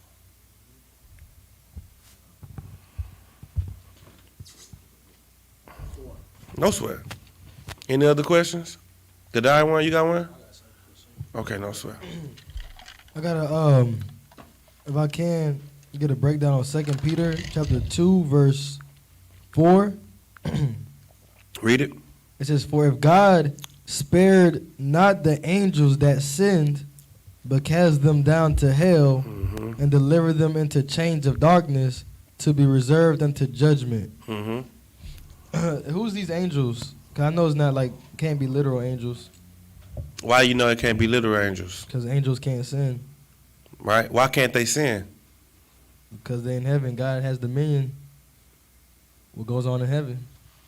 Right. So, who are these angels then? Well, if I had to take a guess, I heard also when y'all talk about that we are angels. We are the angels that this is talking about. But I need a precept to prove it. I think I have it right here. I don't know if this goes with it. Let me see.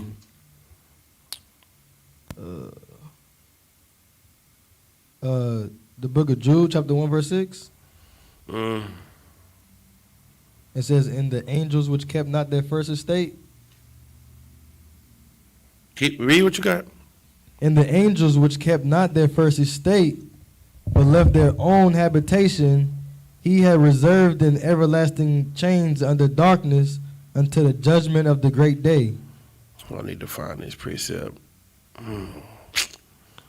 That's the same scripture you just read. Wasn't it? Yeah. It's saying the same thing. Same thing. It's saying that they kept not their first estate. Right. So what was their first estate? In heaven. But you said it ain't the angels in heaven. I'm confused. I'm listening to you. You said the angels is not the ones in heaven because they can't sin. But then you saying the angels are in heaven that didn't keep their first estate. Well, I would say that I know when we die, When we die, we appear to the Father, and He brings us back to hell.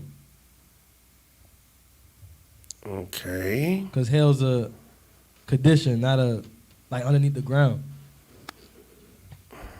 All right. Anybody got anybody got something? Somebody said, would the first estate be rulership? Estate. What does it mean by estate? Yeah. So, what was our first rulership or government?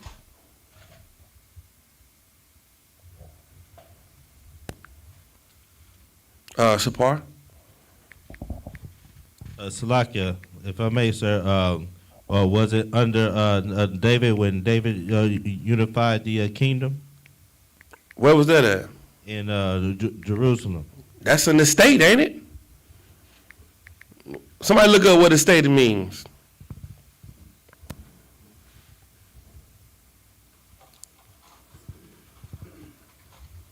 Somebody give me Psalms 103 and 20.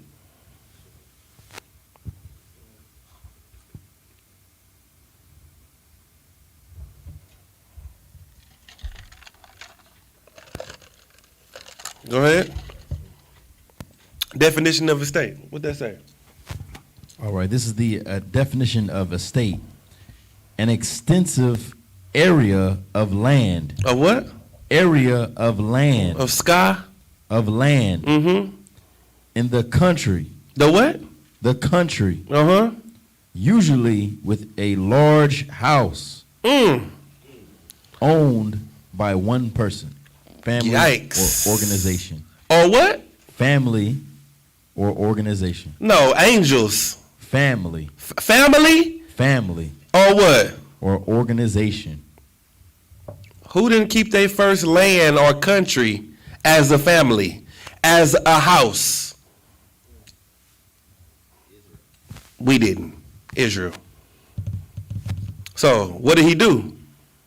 He kicked us out of our land. He kicked us out of our home. Read that scripture, somebody. This is the book of Psalms, chapter 103 and verse 20. Bless the Lord, ye his angels. Ye his what? Ye his angels. Go ahead. That excel in strength. Mm-hmm. That do his commandments. Do his what? That do his commandments. What commandments are the angels supposed to keep? Godai one? The angels? Thou shalt not kill, thou shalt not sleep with another man's wife, thou shalt not bear false witness.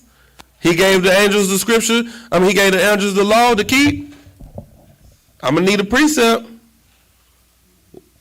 When did the angels get the commandments to keep them? The angels. No, you said the angels is in heaven. I had it broke down, so that was in the break. Oh, okay. I got you. I understand. Go ahead, Shapar. It's like sir. They got him on the Mount Sinai when Moses brought the law down. So who was these angels? The Israelites. So the Israelites. Blessed are you angels. What is an angel? What does that mean? Messenger. Messenger. How do people hear about the Most High? Through us. How are people going to know about God? Us. We're the angels. We're the messengers. And our first estate was Edom. Eden. The land of Eden. The garden of Eden, which was Israel. And we kept not our first estate. We were kicked out of Eden. And then we were cast out, and then we went into captivity, and then we got our land back again after captivity. And then what do? Kept not our first estate. We sinned again and got kicked out of it again, and then we got other people ruling over us in our land, and then we sinned again, and we got kicked out of our land. We just get kicked out of the house over and over again.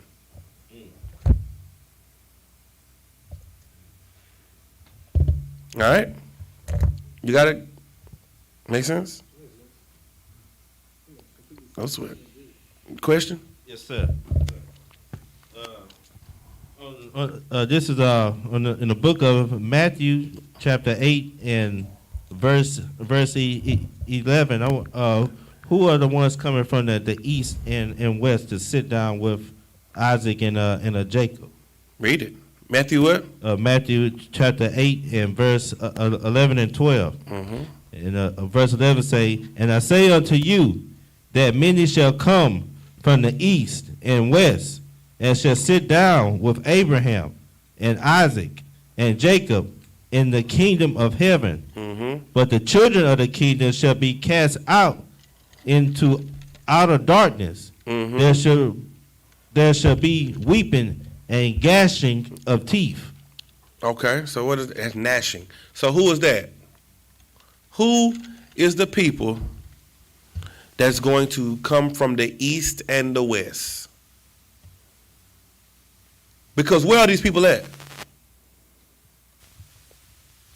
Naquan? America and Europe.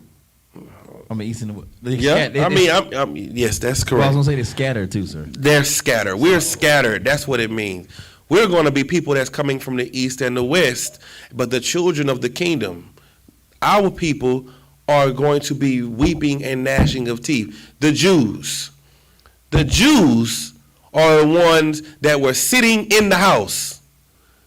But Christ and the disciples had to go out and get people from all over the earth that are scattered abroad. So they gonna come in, and the Jews, they gonna be thrown out. Because they don't, because they are Jews, they not taking following God's law serious. They not accepting our king. You understand that? The Jewish man, the Pharisees and the Sadducees, they didn't accept Christ. They called him an impostor, a liar, a fake. He was a fake Messiah to them. So much so that the fake Jewish people don't believe the Messiah has come yet. Because the Jews didn't accept him, which the Jews, the real Jews, which were us, we're going to be kicked out of the kingdom. We're going to be kicked out into utter darkness, because we didn't accept our king. We didn't accept the real Christ. You know what Christ we accepted? White Jesus. We accepted the metaverse.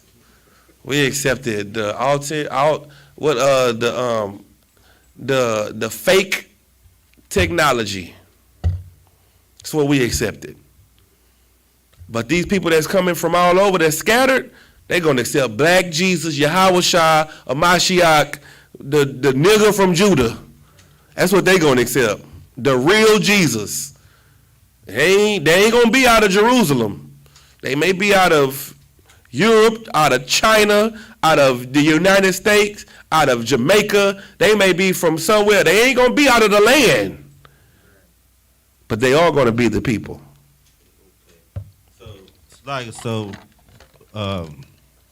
So these verses is talking about the dispersed coming back, and the small hats finally being like kicked out of a property that's not theirs. Yes.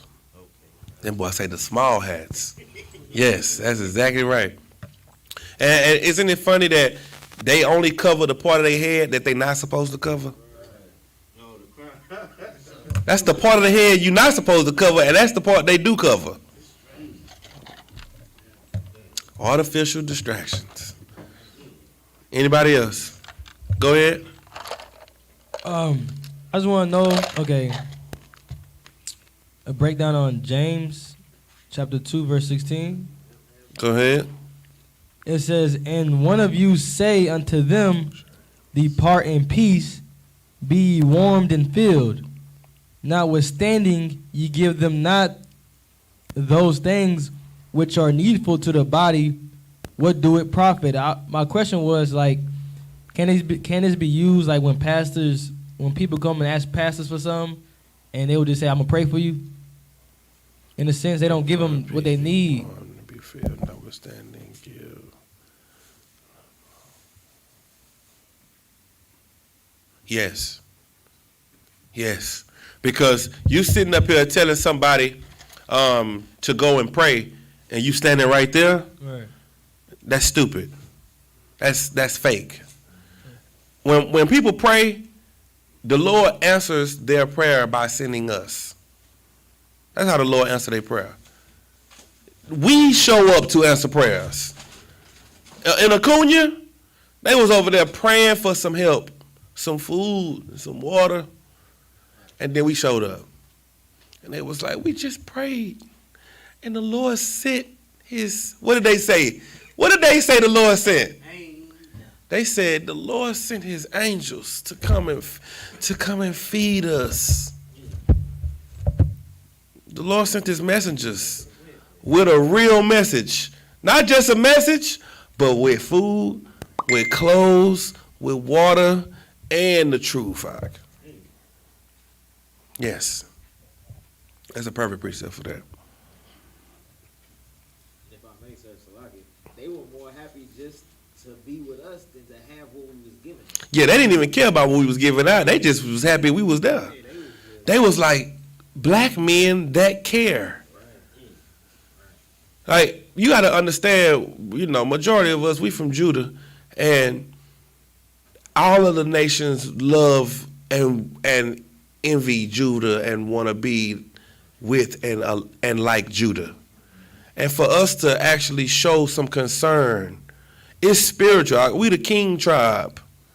You know what I'm saying? And we actually showing concern for everybody else. It's like, dang, they really mess with me. Man, it's more acceptable, because if it was vice versa, if it was like if it was us out there, and if it was Issachar would love us, they would help us. Who was helping the Haitians? Issachar would love us, would help us. If we were ever in trouble, they would come to our rescue. But because Judah's so arrogant and big-headed, we don't care about nobody. So it was so spiritual in itself that we actually took a time of selflessness to go and care about somebody other than our damn self, because we the old look in the mirror ass tribe. He's like, I'm so pretty. Ooh, man, I'm Judah. That's us as a whole tribe. You understand that? I'm the best fighter. I'm the best this. I'm the best that. I'm better than you. And you looking at your own brothers and just vexing them. You know who idea it was to kick to throw Joseph away? Who? Judah. That's who it was. Joseph had on the coat. That was fly. Oh, it was fly. And that boy was like, forget that nigga, man. Throw that nigga in the ditch and sell him to the Arabs. That's what I'm doing. Matter of fact, man, let's throw him away. We'll come back and get him later. We just playing with him. They threw him away. And he was like, yeah, we ain't going back to get that nigga. Judah. That's you. Remember that. Guess what else Judah did? He had a whore that was his daughter-in-law, and he didn't want to sleep with her until she was a whore. Listen, she was supposed to get his son. She was supposed to marry his son. She had to dress up, be a whore, sleep with him, take his stuff so that she could trick him into getting the husband she deserved. That's Judah. That's you. That's you. That's us. That's what's in you. Selfishness, lust, lasciviousness.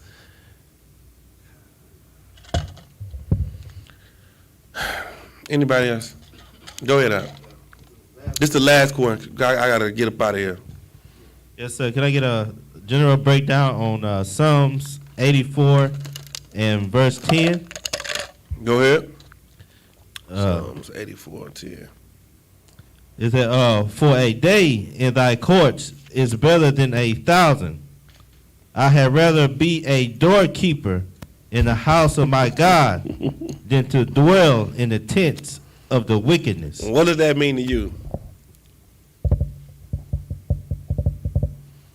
This the scripture right here in the Christian church that say, listen, that's why I'm on the usher board. That's why I'm a usher. Because I'd rather be a doorkeeper in the house of my God. That's why do you know what ushers are supposed to be in the church? You'll never guess. No.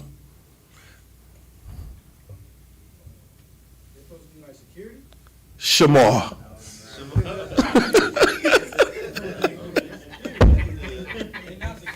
Do you understand? They're supposed to be doorkeepers. They're supposed to be watchers of the door, of the people that's coming up and coming in.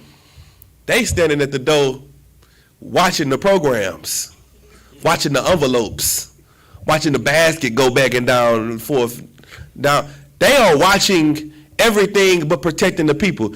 When Dylan Roof walked in the door, he had to get past the ushers.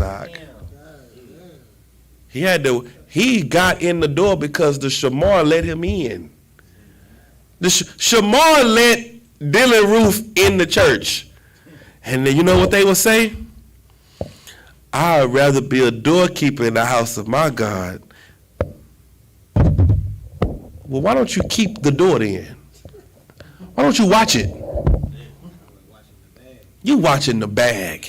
You watching all the box walk in the church. That's what you're doing. You watching everybody the women that's the doorkeepers. And oh my God. Who is over the usher board? And everybody church. The deacons. The deaconess. The women are the head of Shamar in the church. Shock.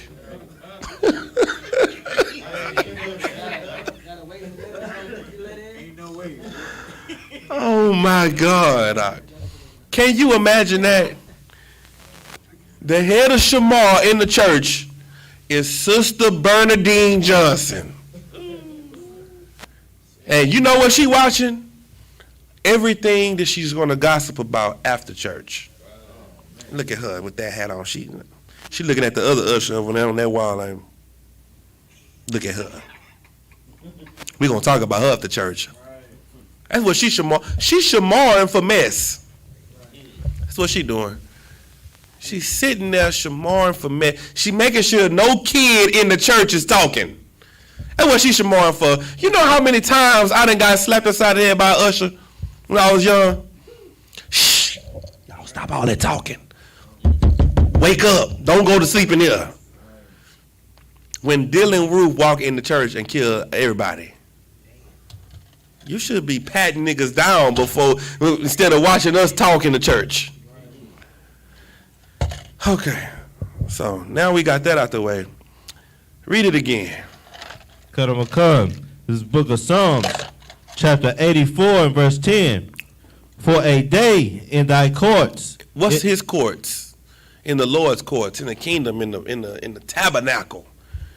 Is what? Is better than 1,000. Me being here for one day is better than me being here for 3, 4, 5 years. Better than 1,000 days.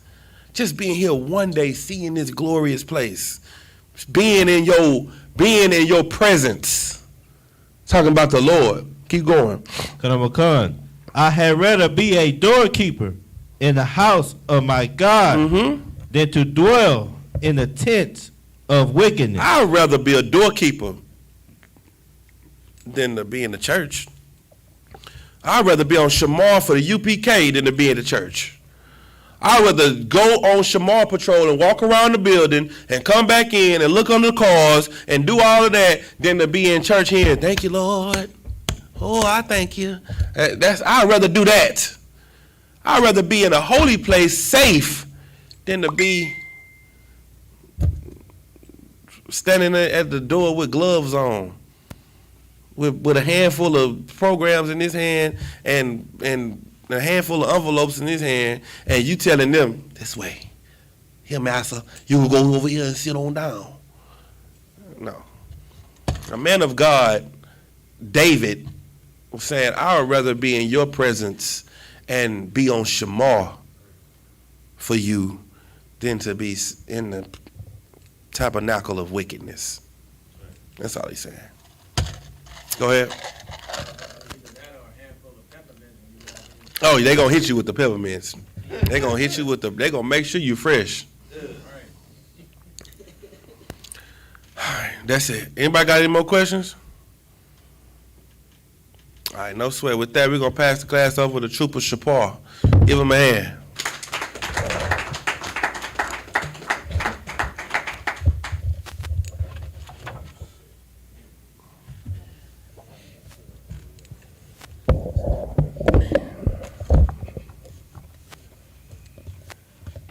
We are the I.S.U.P.K, started out of 1 West, 125th Street, Harlem, New York. Rule for new brother and sister. When a new brother or sister come into the school, they are off limits for 6 months. They are to be saluted only. They are here to shed themselves of the world. If they need transportation, the teacher will arrange it. After 6 months, if a brother or a sister has an interest in a particular person, he or she must get permission from the head to speak to a brother or sister. There is another 6 months in which the brother and sister will court each other. After this 6-month period, the brother and sister will get permission from the head to marry. Tithes, which is a commandment, according to Numbers chapter 18, verse 21, and Malachi chapter 3, verses 8 through 10, means 10 in the Hebrew, Ma'asharah.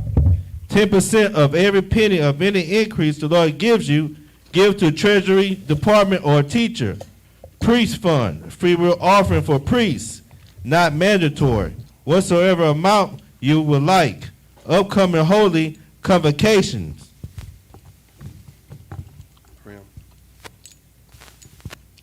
The feast of Purim, 14 day and the 14th day and the 15th day of the 12th month, Monday the 14th of February and Tuesday the 15th of February 2022, according to Esther chapter 9 verses 20 through 31. If anyone wants to become a trooper in the school, start wearing all black, boots, shirt, pants, headband, or scarf. And this concludes the security announcements. Damn right. With that, Amajim. Sorry, we're going to turn face to east. The Lord's Prayer. Abanawa. Shabbat Shemayim. Kudash. Hayah. Shemka. Yahweh. Malakufka. Saba'ah. Ratazayaka. Hayah. Aisha. Baratazah. Kawa. Hayah. Bashemayim. Latananawa. Lakam. Kal. Wayam. Wasalaknawa. Kabawafnawa. Kasalaknawa. Kabawafyanawa. Wala'ah. Kabayayanawa. Manasaya 1. Abal, Aishayanawa, Mayan, Ra, Kaya, Laka, Amalakwa, Wahala, Wahatapara, Lawalamim, Aman, in the English, our Father, short in heaven, hallowed be thy name, Yahweh, thy kingdom come, thy will be done, in